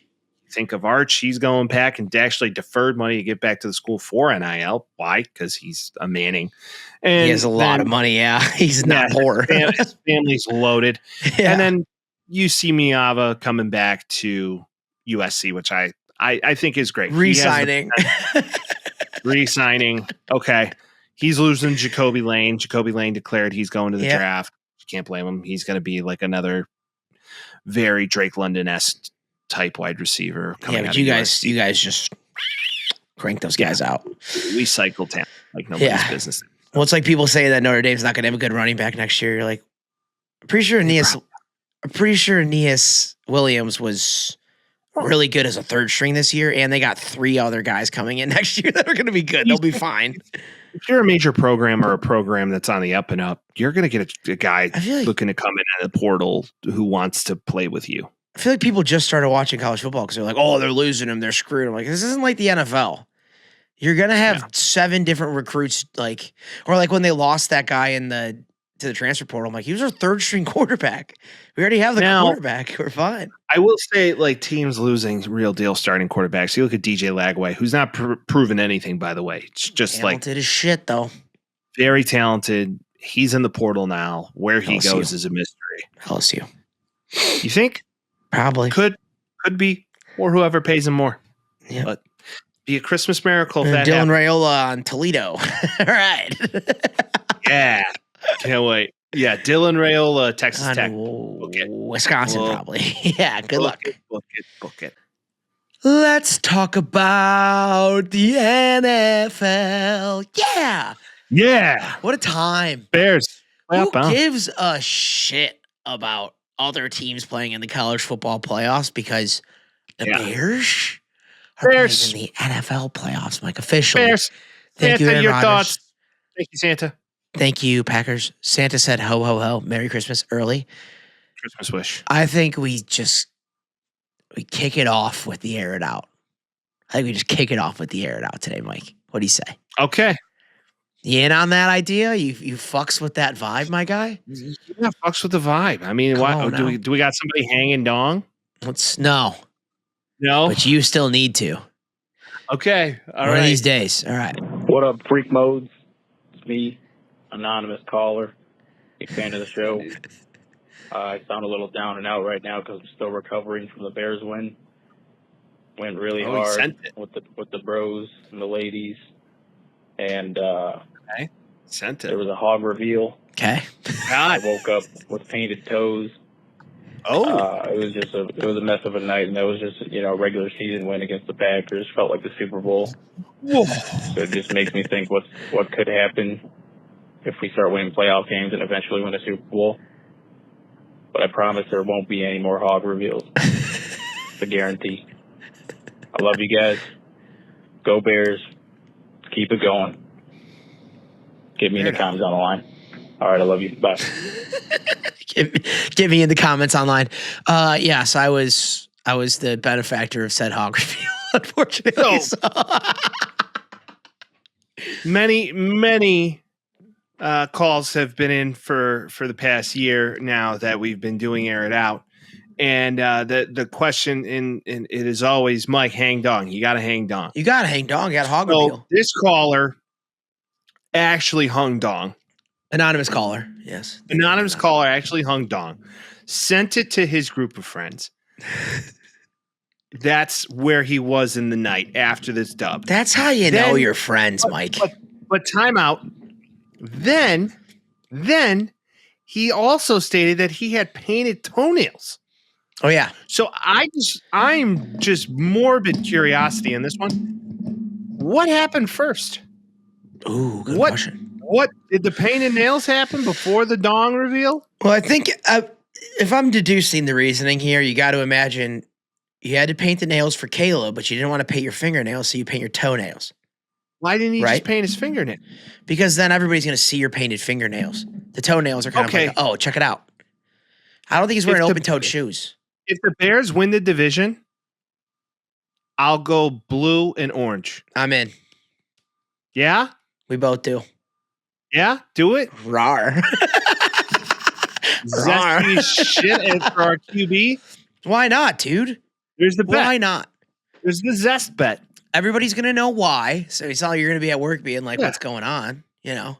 Like, it's like, don't attack me. I'm beautiful. Don't hate me. I'm beautiful, dog. Exactly. I don't disagree. Yeah, but sometimes you just go a little hard. You accidentally hog reveal and everything's all right. But, I don't know if you accidentally do that. I mean, listen, it wasn't an accident. It was more just like a whoopsie daisy. I've been very intoxicated. Did he mean to send it to a kind young lady? No. Hey, look at this. No, it was supposed to come to us. Yeah. Wow. It's just, I've been friends with anonymous caller for a long time, so it is what it is. But I get it. You guys are on some weird shit, though. No, I don't send mine. No. It's a one-way street on this hog, and I was just damn it. All right, I guess, fuck, I wish I didn't get that. The sheer confidence of anonymous caller just to send it, just like, hey, man, here it is. Yep. That'd be like a baby's arm holding an apple. God bless. No comment. But yeah. Okay. So you're all right. Surmise. So if you're that confident, just to send your buddies, they'll be like, hey, look at this. Look at this one-eyed Willie. Yeah. Penis envy. I will say, given this call, early on the Super Bowl talk, a little early on the Super Bowl talk. No. We're not going there. But we are not going there. No. Shit could get weird if that were to happen, but we're not going there. Yeah, there's going to be so many babies if that happens. Oh yeah, so many Super Bowl babies. So many November. Caucasian children walking around the city of Chicago named Caleb. So many November or late November babies, early December babies. Correct. All around the Super Bowl. Guaranteed. Correct.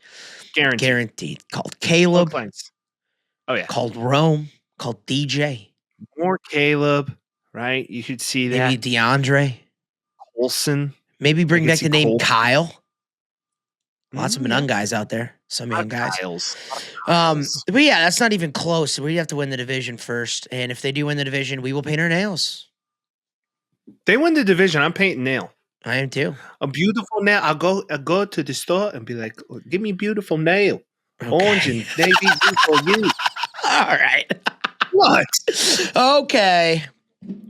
Okay. Put a finger down. Own. I'll buy my own. I'll do it myself. Okay. DIY.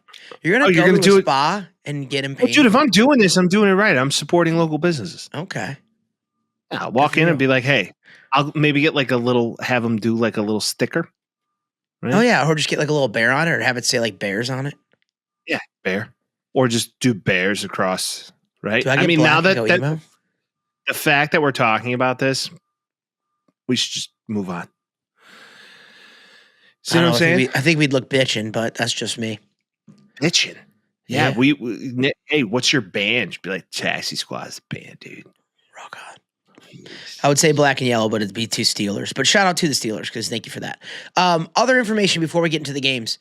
The Chiefs have informed the administrative officials that they will announce their move to Kansas pending LLC approval. So I learned this after the whole Bears bullshit Indiana thing. The Chiefs get help to pay for stadiums because of their location, because there's Kansas City, Kansas, and there's Kansas City, Missouri, and they can flip-flop. And if Kansas wants them to come in and spend their money there, they will play ball. Or if Kansas City, Missouri wants to spend their money there, they'll play ball. So Kansas gave them more money for a stadium. They said, fuck it, we're moving over to Kansas. So 2031 is the plan. What's so sad about this is that the Bears have been in discussions about property that they already own for like the past 5 years now, almost. Yeah. And I don't even. They still haven't come to give. conclusion where they're going. I won't give a reaction. I won't even give a wink until the Chiefs. On the other start. hand, just like. Well, they're in a strategic. They do have a strategic benefit for there being two different Kansas cities across the border and where they're located on it. Like, there's no. I guess you could be in West Chicago if you want, but the Bears are Chicago, so you got to stay in that area, the general vicinity. But like, yeah, no, I'm with you. I don't even want to give it any credence or any reasonable conversation until they have a place and they start building.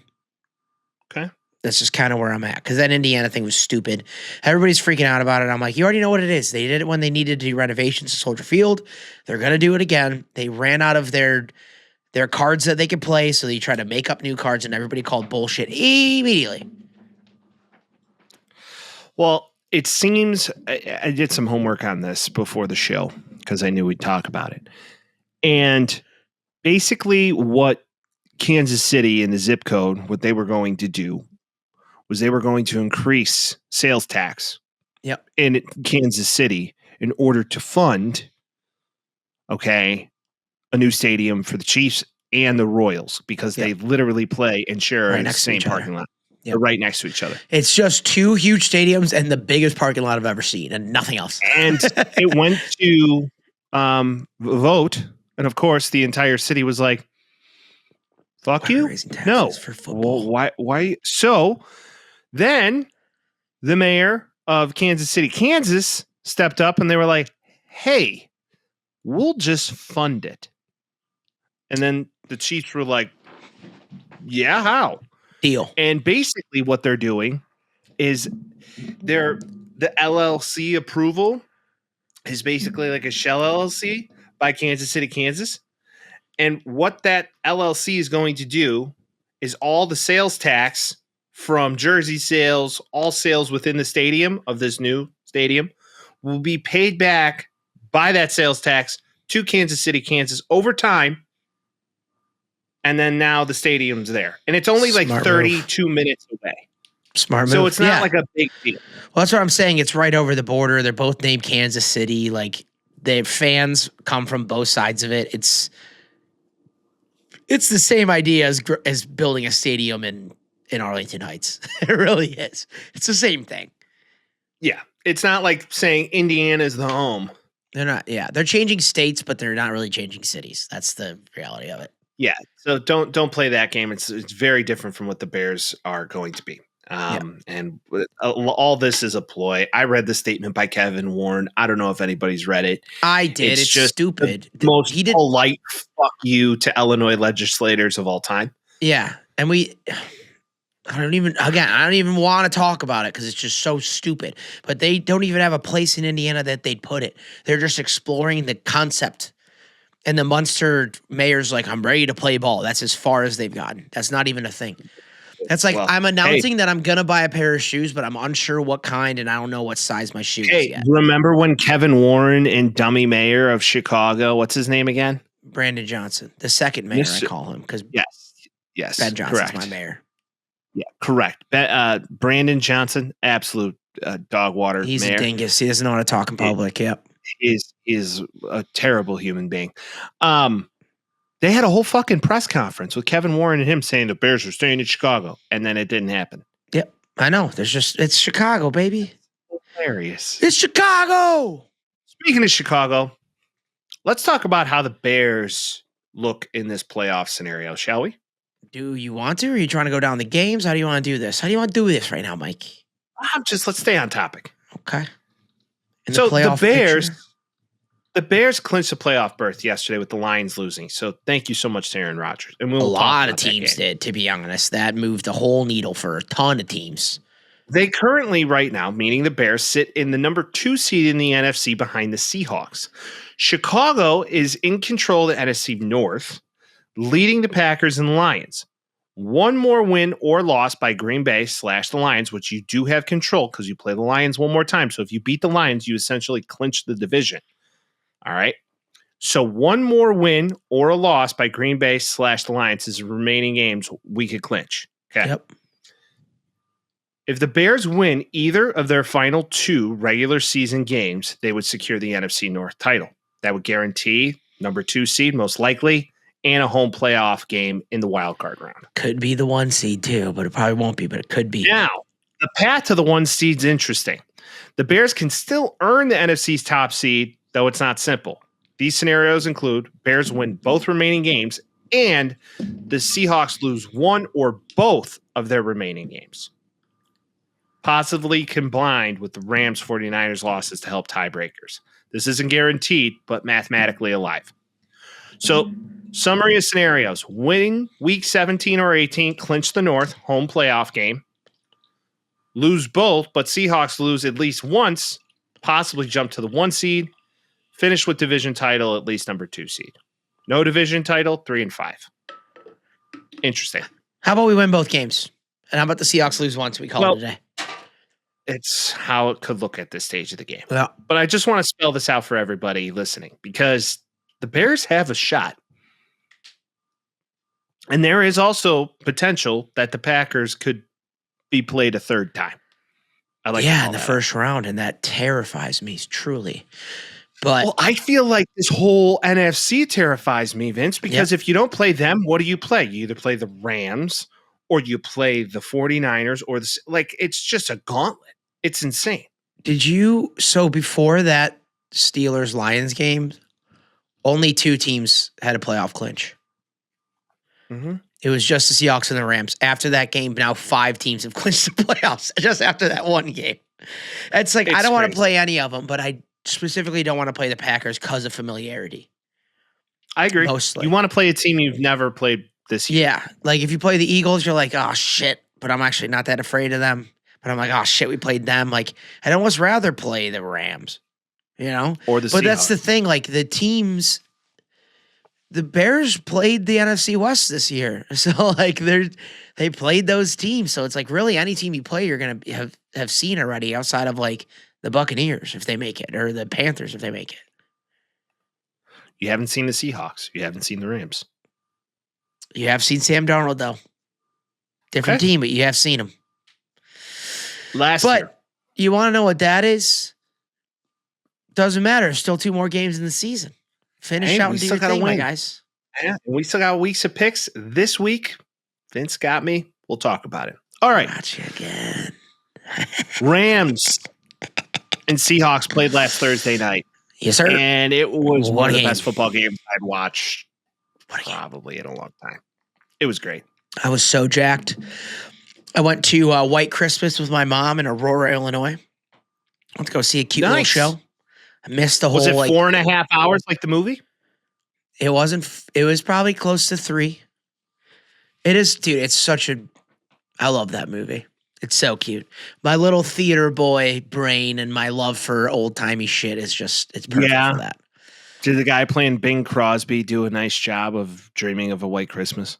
He did. The casting was incredible.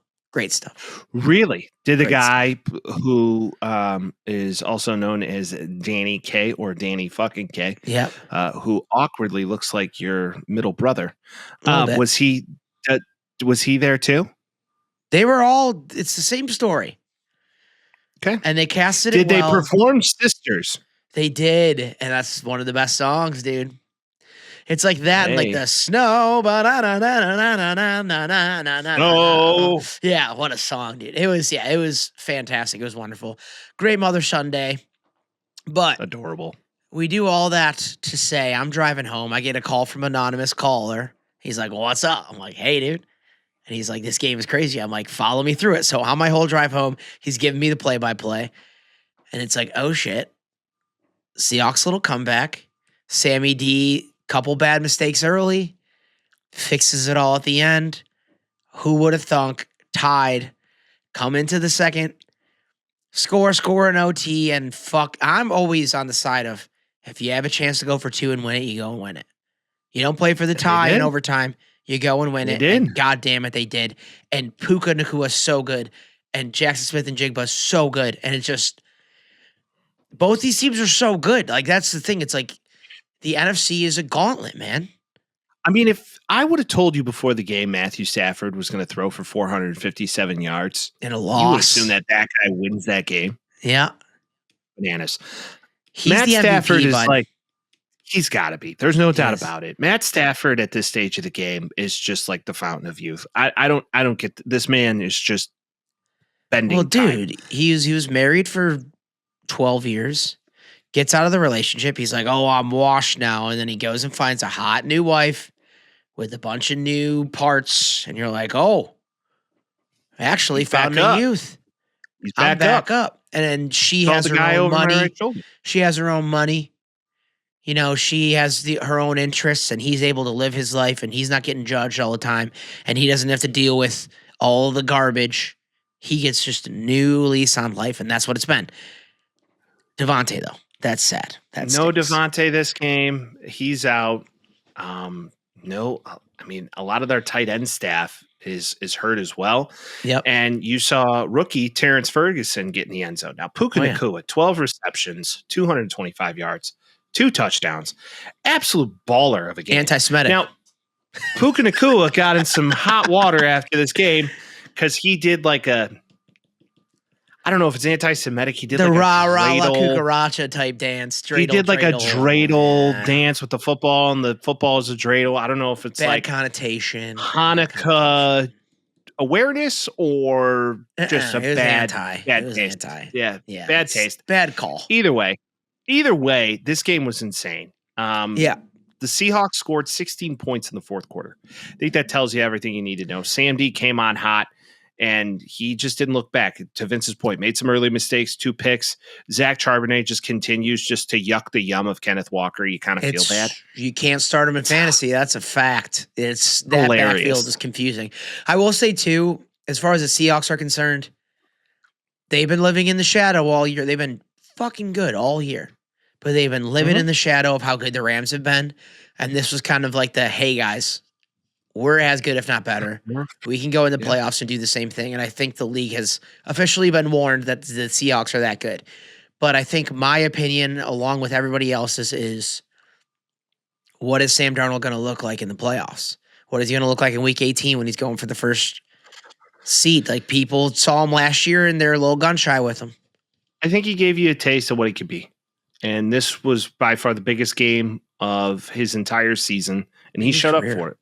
so far. Maybe. Close. He showed up for it, and he looked like Sam D at USC. He looked like an absolute dog. He was just so bad in the playoffs last year that everybody's worried about it. I do feel like he didn't have the proper protection. He also didn't have an absolute banger of a defense on the opposite side of the football that is stopping everybody. Now, granted, they did give up almost 500 yards of offense, but I digress. But their defense has been nails all year that you can't one game. It's just if he goes to the playoffs and lays an egg again, that entire conversation is going to happen. So he knows it. The pressure's on. It's like a diamond, right? You're either going to break or you're going to turn into a diamond. So it's going to be interesting to see what their rest of season looks like. Just to look at their schedule after this game. Now you have the Panthers, who they beat the Rams, and then you got the 49ers. So there's potential here that the rest of the season could be interesting, to say the very least. Now, moving on. The Eagles played the Commies, and the Commanders put up a fight there for a minute, but the Eagles just are good at football. And there you have it. Yeah, that was actually funny because I'm trying to put myself in the head of an Eagles fan, which is impossible because they're neurotic and awesome and insane. And I was watching the Commanders in the beginning. I'm like, Mariota, and then it was like Josh Johnson. I'm like, they're kind of playing them right now. And I know that the Eagles ended up smacking them. They ended up blowing them out by the end of the game. But the first half, you're like, Commanders were up for a lot of it. You're like, oh, shit. Like, I think Philadelphia's going to burn down. And I know for a fact they won this game. They blew them out at the end, all that shit. But I know that Philadelphia's like, that wasn't convincing, and I'm still scared. I know they're saying that still. It's difficult to be critical of a 10-5 team that's secured a division already. Unless you're in Philadelphia and your offense looks a little stagnant. Looks stagnant, but they'll figure it out. They're going through it right now. It's nice to have a down year, and even though in your down year, you're in the worst division in the NFC. So it helps a lot of things. There's no doubt. Yeah. It's not like last year where you had the crown jewel of the NFC East, going at it head to head. So A.J. Brown, Devontae Smith, both had games. They look good. And then go figure, Saquon Barkley gets a 100-yard rushing game. That hasn't happened in a minute. He's coming back around a little bit. They're coming to form at the right time, but they're still scared about that offense. I know they are. I don't want to play them in the playoffs. I don't care who you are. But out of the teams that we looked at, they're not necessarily the first team I don't want to play. That's fair. That's fair. Now, to that point, I know we talked about it ad nauseum. The Bears beat the Packers. But we didn't yet, though. We talked about the implications and how it worked, but we didn't talk about the fucking game that it was. It was amazing. That was the Bears shouldn't have won that game. We had no business winning that game. That's 6 game-winning drives in this year, which is, I think, tied for a record. Mm-hmm. Austin Booker goes into Jordan Love. Jordan Love dips the head a little bit. Bad connection flag. Jordan Love's out for the game. Malik Willis comes in, looks like prime Tom Brady for some goddamn reason. At the fourth quarter with 2 minutes left, the Packers had a 99.1% chance to win. It was at that level. The Bears couldn't score if you paid them in the first half. Yeah. I don't get it. This team starts slow, finish fast. Defensively, they were bending and not breaking. They gave up on 4 separate red zone runs. They gave up, or 5 separate red zone runs. They gave up no touchdowns. Yeah. So that's huge, where this game could have got out of hand really quickly, and they kept it together. They held the Packers to 6 in the first half. Yeah, but then now in fourth quarter, the throw to Romeo Doubs, you're like, oh, we're cooked. That was at the end of the third. That throw to Romeo Doubs. Yeah. Now it's a little different, right? So now it's 13-3, and you're like, we're fucked. Bears, What are we doing? Fourth quarter starts, they get another field goal. Now it's 16-3, and then now the Bears are running. Push it down, though. Can't get the call off at the 2-minute warning. They lose that. Cairo goes, that means you have to put the pressure on them. They probably would have kicked it away if it was pre 2-minute warning for that field goal, but instead they do the onside. Romeo Dobbs should have fell on that ball, but he was being a little bit of a baby and didn't. Well, he did fall on the ball. Just I don't know what happened. How did he not get it? How did he not keep it? Like, he's public enemy number one a little bit in Green Bay this week after that play because that was the icer. This is going to be interesting for the Packers moving forward because they have a pretty rough schedule this last half too. Jordan Love's out. You know how long the concussion's going to last. Micah Parsons is out. Is Watson going to play? Who knows? Josh Jacobs is dinged up. Yep. This team just looks demoralized. Before this episode, I was watching just to my own chagrin. My own chagrin, little masochism, just to see. Oh yeah, like the post game pressers of Packers players. I watched them all. They are so defeated. Well, dude, it's like the Bears against Commanders last year after the Hail Mary. Like sometimes there's those games where it's like the dam is cracked. And then DJ Moore touchdown pass broke that shit open, and now they're like, fuck. And like against your rival, and they still have a chance to make the playoffs, but like, can they do anything when they get there? You know that they're thinking about all that shit, but good teams take that and flip it over and make it positive. And I still think they're good. And if I had Malik Willis play better than Jordan Love that game, if we're being honest, I wish Jordan Love was still sample size that you saw him, he did. Okay. Now, every throw was perfect. He gets out of the pocket, almost gets sacked 4 times. Doesn't matter. 5 yards, 6 yards, 7 yards. Well, like, what the fuck? I don't think Jordan Love's fumbling a snap in the fourth quarter or in overtime. That's Let me repeat. Also, okay, dude. I don't think Jordan Love's fumbling a snap in overtime. I don't think that's happening. Also, so Malik Willis, his showing was good. It was positive, but let's not get sometimes. But Jordan Love also has these games where he doesn't look great, and this was one of those games. The cutesy Ben Johnson direct snap to Munanga debacle. I know he's got to do it. That was bad. I know he's got to do it to keep it questionable, but I was like, just at that stage of the game, kick a field goal, go up early. You had a great drive, get some points out of it. What if you're in the divisional playoff game and he decides to do that? You're like, oh, fuck this. But if it works, you're good. You're like, yeah, absolutely. If it works, he looks like a genius. If it doesn't, you look like a stooge and a clown. And it was 4th down. My opinion, I'm like, why aren't you getting the points? Do the Bears thing in this situation. Be a little conservative in this situation, Ben. Go up early, but who knows? Maybe it doesn't. Now, this team has just never stayed never. Is he always – would you rather him always be conservative or would you rather him always do that? I feel like it's a balance, and it should I think it is, but if a coach is going to do that, he has to be unpredictable enough to do something conservative that would be like, oh, but we have to be careful that he doesn't do blah, blah, blah. Otherwise, I can stack the line and you're fucked. Like, it is a balance where you're like, you know – I'll take the ebbs with the flows with it a little bit, you know. Let's talk about the Bears' fourth quarter. Yes, please. That's what I want to get to, yeah. Caleb leads a drive to set up a 51-yard field goal for Cairo Santos. Yep. Nails. Clips 51. It. Bears. Yep. 51 in is the cold weather number. and a windy night with Cairo Santos, who can't kick over 40 yards. 51 nails. That makes the game 13-6. Yeah. Then Packers drive down the field, set up a 28-yard field goal. Bending, still not breaking. Yep. Now it's 16-6. Bears lead another drive. 43-yard field goal attempt is good. Right at the 2-minute warning, 16-9. Right awesome. after it, right? Yep. Yeah, they lost it. That's what, yeah. Caleb, after the onside kick. By the way, the Packers knew it was coming because in the NFL now, you have to designate if you're going to make an onside kick. So that happens. Boom. Bears get the ball back. Beautiful drive. Minute and a half. Jade Walker. Give me a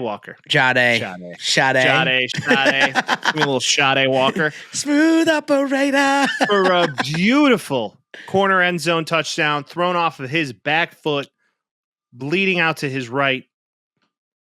It was undrafted A&M receiver, the king of the preseason. Rome Odunze out, Luther Burden out. Fuck it, throw to number 20 in the corner.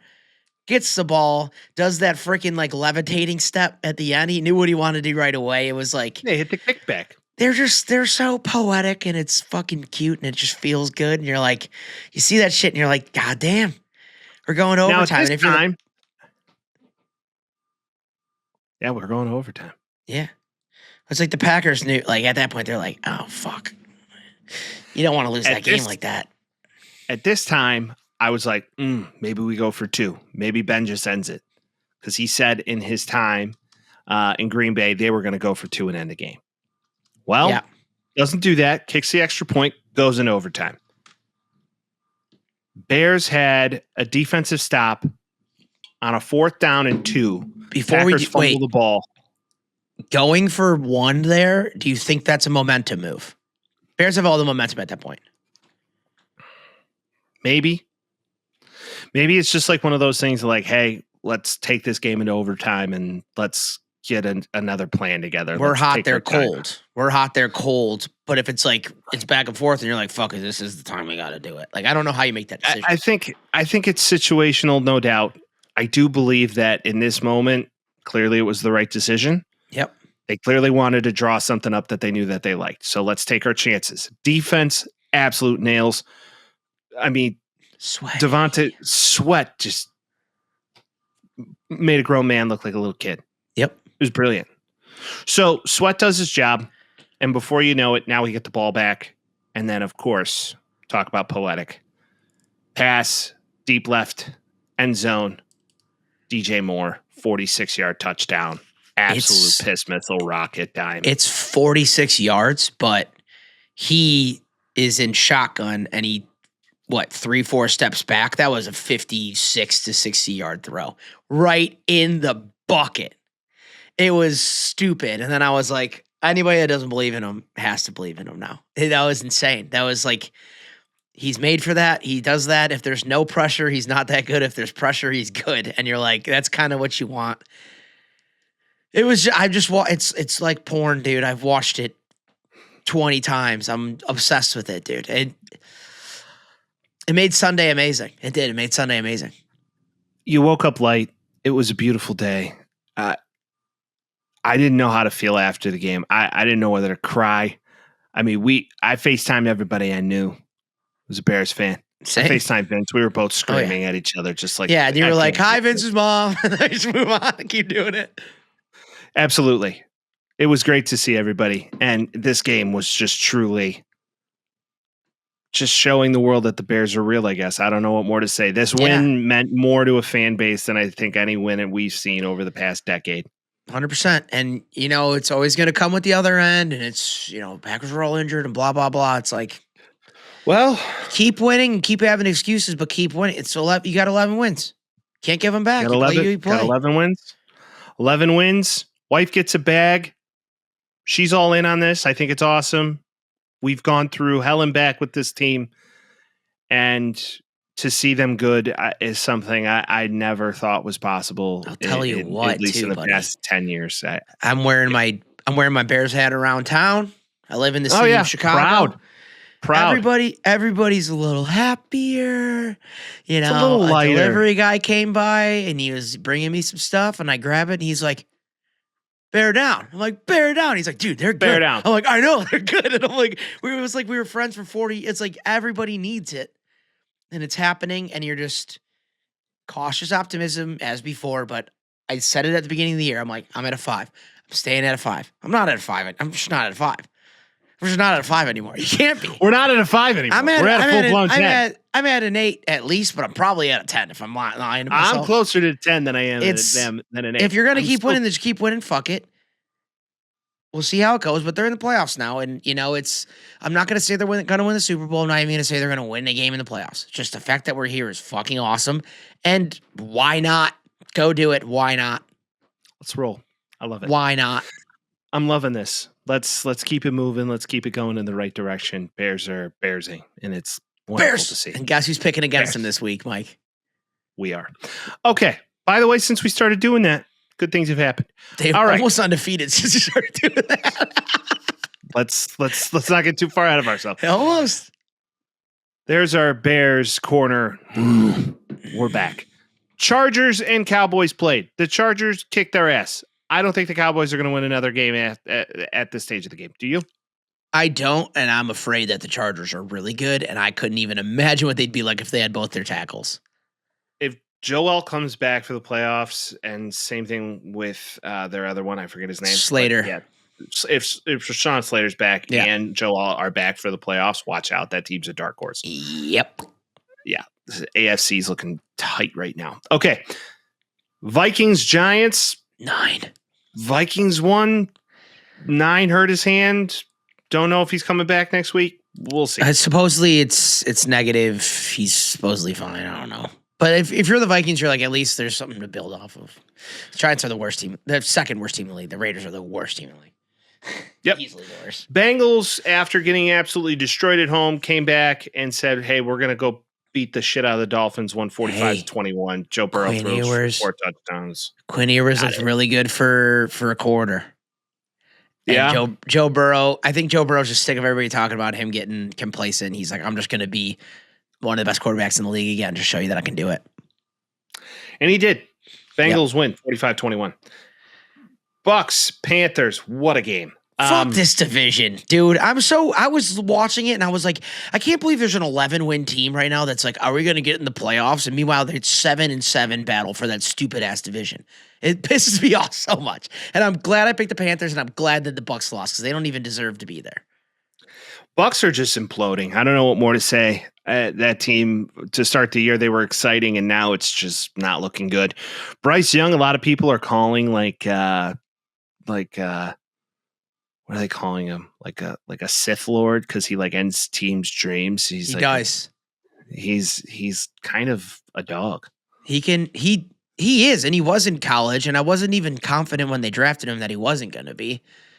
Being at the Panthers, this is the benefactor of good coaching. And Bryce Young has good coaching. Trevor Lawrence has good coaching. Caleb Williams has good coaching. Brock Purdy. All these guys end up playing better with good coaches. Dave Canales done a hell of a job. Good looking dude. You. Got it done. Panthers win 23-20. Baker can't stop throwing late picks. Yep. The Saints are on a scotch of a winning streak. Tyler Shuck's the man. He's the man.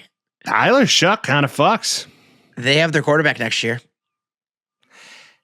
Everybody's like Louisville, second round. Yeah. And before Shador, horrible pick. He throws a ball and the ball goes in the receiver's hands. And I think all of the receiving core of the Saints and Juwan Johnson are just jacked that there's a guy throwing the ball in their hands. Mm-hmm. The Jets suck. Tyrod Taylor's not it. Or who was it? It was Brady, Taylor's whatever his name is. It was Brady, whatever his name is. Aaron Glenn, isn't it? It's bad. Brady Cook. There it is. Yeah, it's just really not bad. It's bad. It's bad New York. It's bad New York altogether right now.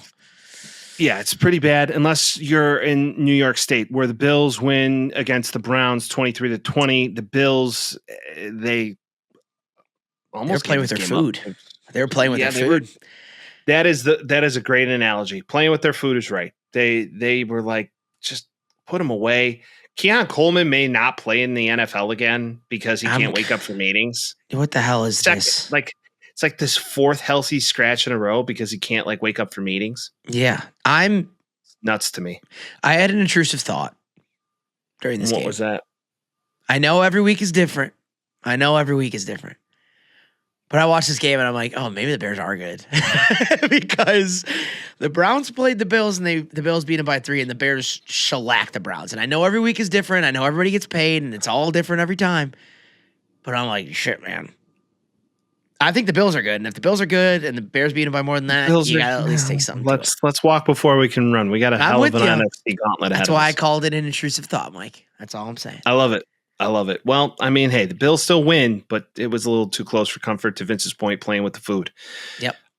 Chiefs just have a knack for getting quarterbacks hurt because now Gardner Minshew tore his ACL. Yep. Like 8 snaps into the game. I've always said this is going to be a Chris Oladokin game. I don't know who Chris Oladokin is. He went to North Dakota State or South Dakota State. I had to look it up because I'm like, who the hell is 19? He looks like a punter. I guess we're just getting him the rest of the year. The Chiefs might get a top 10 pick this year. And they know what to do with it. So you look at this. Yeah. And I kind of call the Titans. So kind of one of those games. You never know. Good value there. Congratulations. Oh, yeah. At this point, you picked the Bucks and the Panthers and a pick 'em. You picked the Titans. Bold ass move, and it worked. Was it that bold, though? A little bit. I thought Gardner Minshew was going to be better than Cam Ward in that Titans team. Well, I don't think so. I think the Chiefs may not win another game at this point. Tank for your draft's capital. The Jaguars. Speaking of what a pick, buddy. What a pick. I'm telling you, I said it last week. I'm like, I think the Jaguars are good, dude. I think they're really good, dude. And I think Liam Jags Cohen. are good, man. I do have something to say. Buccaneers are faltering. Offense isn't looking as good. Todd Bowles is swearing on the podium last week, and that didn't do shit for him. Biggest difference they lost, I know the injuries, but the biggest difference they lost their offense coordinator, and now he's the head coach of the Jaguars, and they're 11-4, and Trevor Lawrence looks revived. Liam Cohen looks to be him. Trevor Lawrence, 4 total touchdowns, 3 throwing, 23 of 36, 279 yards, 115 passer rating. Looked like an absolute unit. Looked like a Heisman Trophy winner. And Bo Nix just Jags were getting after him. He's the quintessential when it's going good, it's going good. Mm-hmm. But he's gonna do the same thing every time. Kind of. Sometimes it's not gonna work, dude. And it didn't. The Jags are kind of tearing up their defense, and they've been quite a defense this year. This could just have been like they look past them a little bit, and it is what it is. But like Jacksonville, give Parker Washington his roses. Yeah, 6 receptions, 145 yards, 1 touchdown. Guy played his face off all game. I think Jacoby Myers has had quite a resurgence on this team, and they paid him because they're like, we need you, and he looks. I mean, there's a couple years there where you're like, I don't know if he's really like a guy. He kind of gave me like Duvernay feeling, kind of. No, he's like a guy. He's gonna stay, and hell, that's a guy. I'd rather him than Brian Thomas right now, if I'm being honest. Hell. And hey, what if they had Travis Hunter? Travis Hunter, isn't he out for the year? He is, yeah. But I'm saying, what if he was on the team too? Like fucking. Who knows? Maybe he's back in the playoffs. That's open. That's open season. So at this stage of the game, they're looking like they're just going to lock up that division. Yeah. But there's still going to be a battle there with the Texans, which Texans still look good. Okay. The Falcons played the Cardinals, and Kirk Cousins is kind of back. I don't know what more to say. There's still a way that the Falcons could make the playoffs if they win out. It's just so funny. I doubt it, but like, I think right now, it's still kind of alive. They're not totally out. It's basically, but not totally, which is funny. But this is all just fuck. This is fuck the Rams. I think more than anything for them, they're like, we're not getting our draft pick. Who gives a shit? Like, let's just ruin the Rams' day. If the Bucks lose next week and the Falcons win, they're tied. And that would mean either if the Panthers win, I mean, there's a way that this could be. If the Bucks and the Panthers lose out and the Falcons win out, they make the playoffs. Essentially, that's not going to happen, but that could happen. Crazy. And Bijan looks so good and revitalized. And Kyle Pitts got another touchdown catch, so he's getting paid. He's getting paid next year. Yeah, maybe not there, but somewhere. The Texans talk about playing with their food. See, 23-21, Geno Smith comeback. You know what you can do? Really I don't think you know what you can do against the Texans. Just run the ball, I guess. Well, in this game, clearly. I guess, right. I'm just saying that people are looking for – because that defense has been, like, completely unbreakable the last, 3-4 weeks. You just got to run the ball, man. Just got to run the ball. Yes, Ashton Genty was also receiving 1 reception for 60 yards. Absolutely. Yeah, that was a fun. But he is fun when he's playing well. It's just that Raiders team is so bad and just have been bad all year. And Pete Carroll should just leave, and Geno Smith should just retire. Like they need so much, and that team is so bad. And the fact that he's even close was funny, but they need so much to be good. So much. It's crazy. I don't disagree. Steelers, Lions. Let's go. Aaron Rodgers. Thank you. Just thanks. I don't know what more to say. Who would have thunk? Kenneth Gainwell, sickest catch of the week. Even sicker than DJ's. Just on the ground, off his pads. They called it incomplete. I'm like, I don't think it is. I think he caught that. The Steelers are kind of rounding into form. Perk Rogers looks really good. Yeah. He looks like the Rogers of the past. Fill him up with some Percocet and he's going to throw the ball again. No doubt. Oh, yeah. Looks wonderful. So and they're going to win the division pretty easily now. And Metcalf is going to be suspended. 2 games. He'll be back by the playoffs. Yeah, but that's still rough. It is. They can still use a guy like that. But they weren't really aiming for him anyway. It was all their halfbacks. It was like, fuck it. Well, the Steelers are 9-6. I think this is like their thing now. This is what they're going to do. The minute you talk shit on Tomlin, they just start playing well. Oh, they have the Browns and the Ravens to finish the year out. So at this stage, the Ravens aren't good. Well, the Ravens don't have Lamar Jackson. The Ravens to lead into game. But let's talk about this end of Lions game. What was that? Well, that's what we were saying at the beginning of the show. It's like they take 14 minutes to decipher what the end of the game was. And then it comes down, it's like, it was a touchdown, but also an offensive pass interference. So it doesn't count, and the clock runs off, and the Steelers win the game. And you're like, what the fuck was that? What are you telling me right now? Like, what was that? There needs to be a shot clock on the refs, because that had to piss off all of Detroit. I'm sure it did. Well, okay. Was it the whole deliberation? Was it offensive or defensive pass interference? And then there was a lateral to Jared Goff and he scores, but it doesn't count. It's just like you should have just came out and said, that was pass interference. Game is over. Yeah. Score doesn't count. It was so convoluted. They're showing that video in ref class this week being like, this is the shit you don't do. Because that was horrible. This is horrible. And then earlier in the game with the Kenneth Gainwell touchdown that he caught literally on his belly, which was insane, and then got up, had the wherewithal to get up, not get tackled or touchdown, and run in for a touchdown 2 seconds left in the half. It was insane. Yeah, and the ref in that one's like, the call's an incomplete pass. The call's a touchdown. No, it's not. Calls an incomplete pass. 1 minute later, calls a touchdown. And New York's talking to it in his head, but you're like, dude, you have to figure out a better way to say things. Like, you're horrible at this. Game was absolutely wild. Someone, I forgot who said it, but someone called it, they need to get better bedside manner. And I thought it was hilarious because it's like, they're just not saying it correctly. That's just their biggest issue. It was not good. It was not good at all. Yeah. Okay. Patriots and Ravens.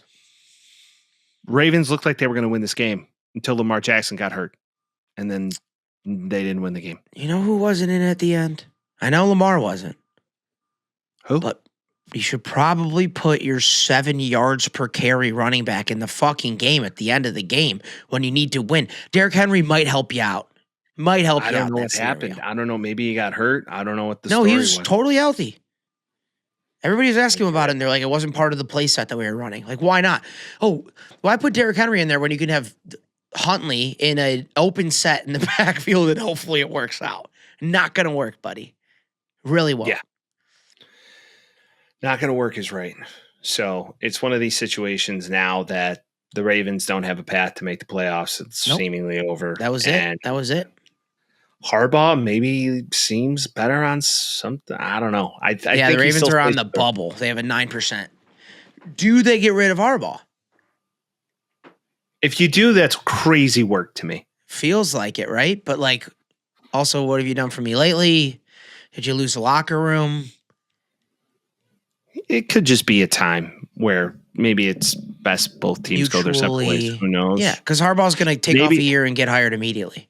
Probably by the Browns. Either that or maybe he goes to college and he's like, hey, I'm going to go to walk in my brother's footsteps and take over Michigan. That'd be so funny, dude. That'd be the funniest thing. It'd be like Harbaugh for a Harbaugh? Maybe. They'd be like, sure. It's like, do you ever cheat on your wife? He's like, hell no. I'm going to throw the ball at a bunch of co-eds in the middle of the quad and hit him in the head. That's about as far as I'll go with it. You're like, all right, cool. Put me in, coach. Let's go. Run it back again. Who was the guy that got in trouble in Michigan? What was that guy's name? Connor Stallions. Bring him back. Oh, yeah. Bring back Connor. Yeah. Shout out to Connor. 49ers, Colts. That game's going on currently. Right now, it's 24-17. We'll know Phil looks by good. Tomorrow. Phil looks okay. Phil's got 14 for 21, 2 tutties, and 175 for a 44-year-old man. Come on now. Ages like fine wine, baby. He's aging like wine. He knows the offense better than anybody. We'll see what the outcome of this game. Brock's 49ers are up. Brock's looking good. 24. Yeah. Oh, now just scored 31-17. Yeah. Seems like the 49ers are locking this one up. The Colts don't have a defense anymore. They have an 11% chance of making the playoffs right now. It's going to be 0 by the end of this game. It's done. So it's done. So there it is. There it is. And the prophecy is fulfilled. All right. Week 17 picks, shall we? Yeah, I don't remember who did it last week first. I think I did. Or you did. No, you definitely did. Well, it's a 50-50 shot. So hey, how you doing? So this week, Mike picks first. And I call it. We do have 2 weeks left. Overall, right now, I'm up 2 games. Vince is up 2 games. This is the first time this has happened for him in a while. No one needs to go Super Saiyan Psycho and pick somebody random just to make it back like usual. It's finally close again. So, strategy. Let's see. Okay. So, Christmas Day, there's some football. This Thursday, when this episode usually drops, but instead of it's going to be Wednesday, so Christmas Eve, we have some football, which if you would have said earlier in the year, wow, can't wait to watch these games. Now, care less, except for maybe one. All right. The Cowboys and Commanders play Christmas Day. We got. Oh, I'm going to take the Cowboys. Yeah, they're going to play. They're going to play Josh Johnson on the Commanders side. I cannot take them with any good faith. Give me the Cowboys. So the boys pick the Cowboys. Lions play the Vikings. Lions in a must-win situation. Give me the Lions over the Vikings. One team's got something to play for. Give me the Lions too. Broncos Chiefs. Which this game, if you would have said in the beginning of the year, man, can't wait to watch this one. Not so much right now. What's the name of the quarterback in the Chiefs? Oladokin's going to go off, dude. Oladokin's about to pop off. Not really. Give me the Broncos. Chiefs. They're embarrassed from last week. Broncos as well. Okay. Texans Chargers. This is going to be a hell of a game on Saturday, the 27th. Ooh. Give me the Chargers. At home. Texans don't have a running back. Oh, they don't. They don't, but their offense looks so lethargic, too. The Chargers look good. I'll fuck it. Give me the Texans. Why not? It's kind of a pick a little bit. Let's get a pick Texans have to win, too. They're going for the division. Saturday night, the Ravens play the Packers in Lambeau. Give me the Packers. Yeah, the Packers are going to win this game. The Ravens are cooked. Sunday morning, December 28th, the Buccaneers play the Dolphins. Florida matchup. Bucks must win. Give me the Bucks. Same. Quinn Ewers, no thanks. I'm all good. Patriots go to New Jersey. Yeah, just skip it. Give me the Patriots. Yeah. Steelers play the Browns. Browns put up a fight, but the Steelers win this one. Go to 10-6. Agreed, unfortunately. That's the thing with these. It's like you kind of know a little bit. Jags play the Colts. Colts, they're going to put up a fight, but to Vince's point, I think defensively they're not in. Give me the Jags. Jags might be top 3 in the AFC. I'm taking the Jags too. Saints Titans. Saints go to Nashville. Give me the Saints. They're on a roll. Same. He's going to shuck them up, dude. He's about to shuck them up is right. Seahawks Panthers. Ooh. Sam Darnold goes back to Charlotte to play a team that once gave him a chance. Give me the Seahawks. I would love to take the Panthers, but I can't take the Panthers. I can't do it. Dude. Seahawks are the best team in the NFC. Stick with it. Cardinals leave the desert and go to Cincinnati. It's going to be cold, and the Bengals are pretty motivated. Give me the Bengals. Yeah, Joe Burrow versus Brissett. It's enough I need. Give me the Bengals. Shit bowl. Giants Raiders. This is the shittiest bowl that we've ever had. This is the shittiest of shit bowls. Oh my god! Give me the Raiders. Okay, I'll just split it with you, and I'll take the concussion king himself and give me the Giants. This is a hell of a game. Put in Jameis. What do you got to lose? Eagles Bills. Give me the Bills. At home, you gotta take the Bills, right? You gotta. Bears flipping 49ers. Give me the 49ers. Caleb's a fraud. Everybody's injured. Over. CMC's great. Brock Purdy's going to be an MVP in 2 years. Give me the Niners. I'm with you. Okay. The Rams play the Falcons. Yep. Give me the Rams. The Rams want that draft pick. They're going to beat the shit out of the Falcons. Yeah, right. Go in and really make it known that, like, hey, we're here to pump you up. So 100%. those are the picks, people. Those are the Christmas picks. Those are the picks. Christmas picks. What are they pumping them up with, dude? Christmas cheer. Yeah, let's go, dude. Holiday cheer, Vince. Great minds think alike. Boy. There is no doubt about it, brother. There is no doubt about it. It was a Christmas episode. We got one more episode before the end of the year, right? Is that yes? Or next will week. it be in the new year? I think it'll release on the 31st. Okay. I have a question for you before we go. Yes, Vince. Number one Christmas cookie. What is it? Ooh, this is a toughie. Yep. We're not doing the top 5. We're doing number 1. One Christmas cookie. One ring to rule them all. One cookie. I'm going to sound like a psycho. Okay. Because I'm going to say this. Do you know the almond Christmas tree cookies? Oh, yeah. Those, dude? Little coffee. Okay. That little coffee, where you going? Also, a sub, the little, the pizzelles. With the powdered sugar, you like the light. Level. You like the light, thin, just right through it. Crunchy, just delicious, sweet, lovely. Or the jelly filled ones. Those are. I'm gonna go top 3 because it's so difficult to iron down one cookie.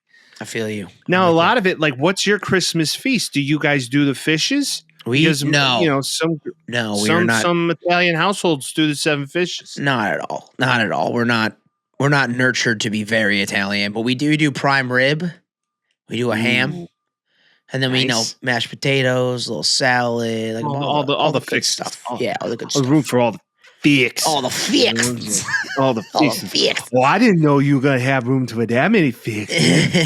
Like, we're gonna have all the fix. He's pounding down with the show. Oh, what a show! Yeah, how about you, Vince? What's your favorite? I was thinking about this. So my aunt does this thing every year. My mom does like her friend Christmas party, and we get a bunch of different cookies and we try them all out every year. She makes these Greek balls. They're very similar in idea as like the simple Italian ones. They're light and easy. This doesn't count as a cookie, but I had it and I was like, this is the most insanely delicious thing I've ever eaten. It's like the most fat boy shit ever, but you take like the Ritz crackers and you put peanut butter in between them and then you cover them in chocolate. Oh. It's fucked up. All right. I ate it and I was like, oh shit. It's so good. The wife does a sugar cookie. Yeah. With a Reese's peanut, like the little Reese's peanut butter at your house. Yeah. Stuffed. Come on. Where are we going? I literally think about them and I want to take my pants off. Yeah. They're that good. Right. But then you take your pants off and you can't see the piece because you've eaten too many of them. True. Nothing. You know, this is that time of year where it's like Thanksgiving, you got like 4 solid days. Yeah. And those 4 solid days are off of being a fat shit, drinking, eating, just being a gavone. Now, the holidays, like this time of year, can get dicey because usually you're off of work and there's leftovers and you're just maxing leftovers and sweets and all the things. And eating and farting and eating. And there have been some years you can walk into the new year looking just like bloated as bloated could be, and there's not much you could do.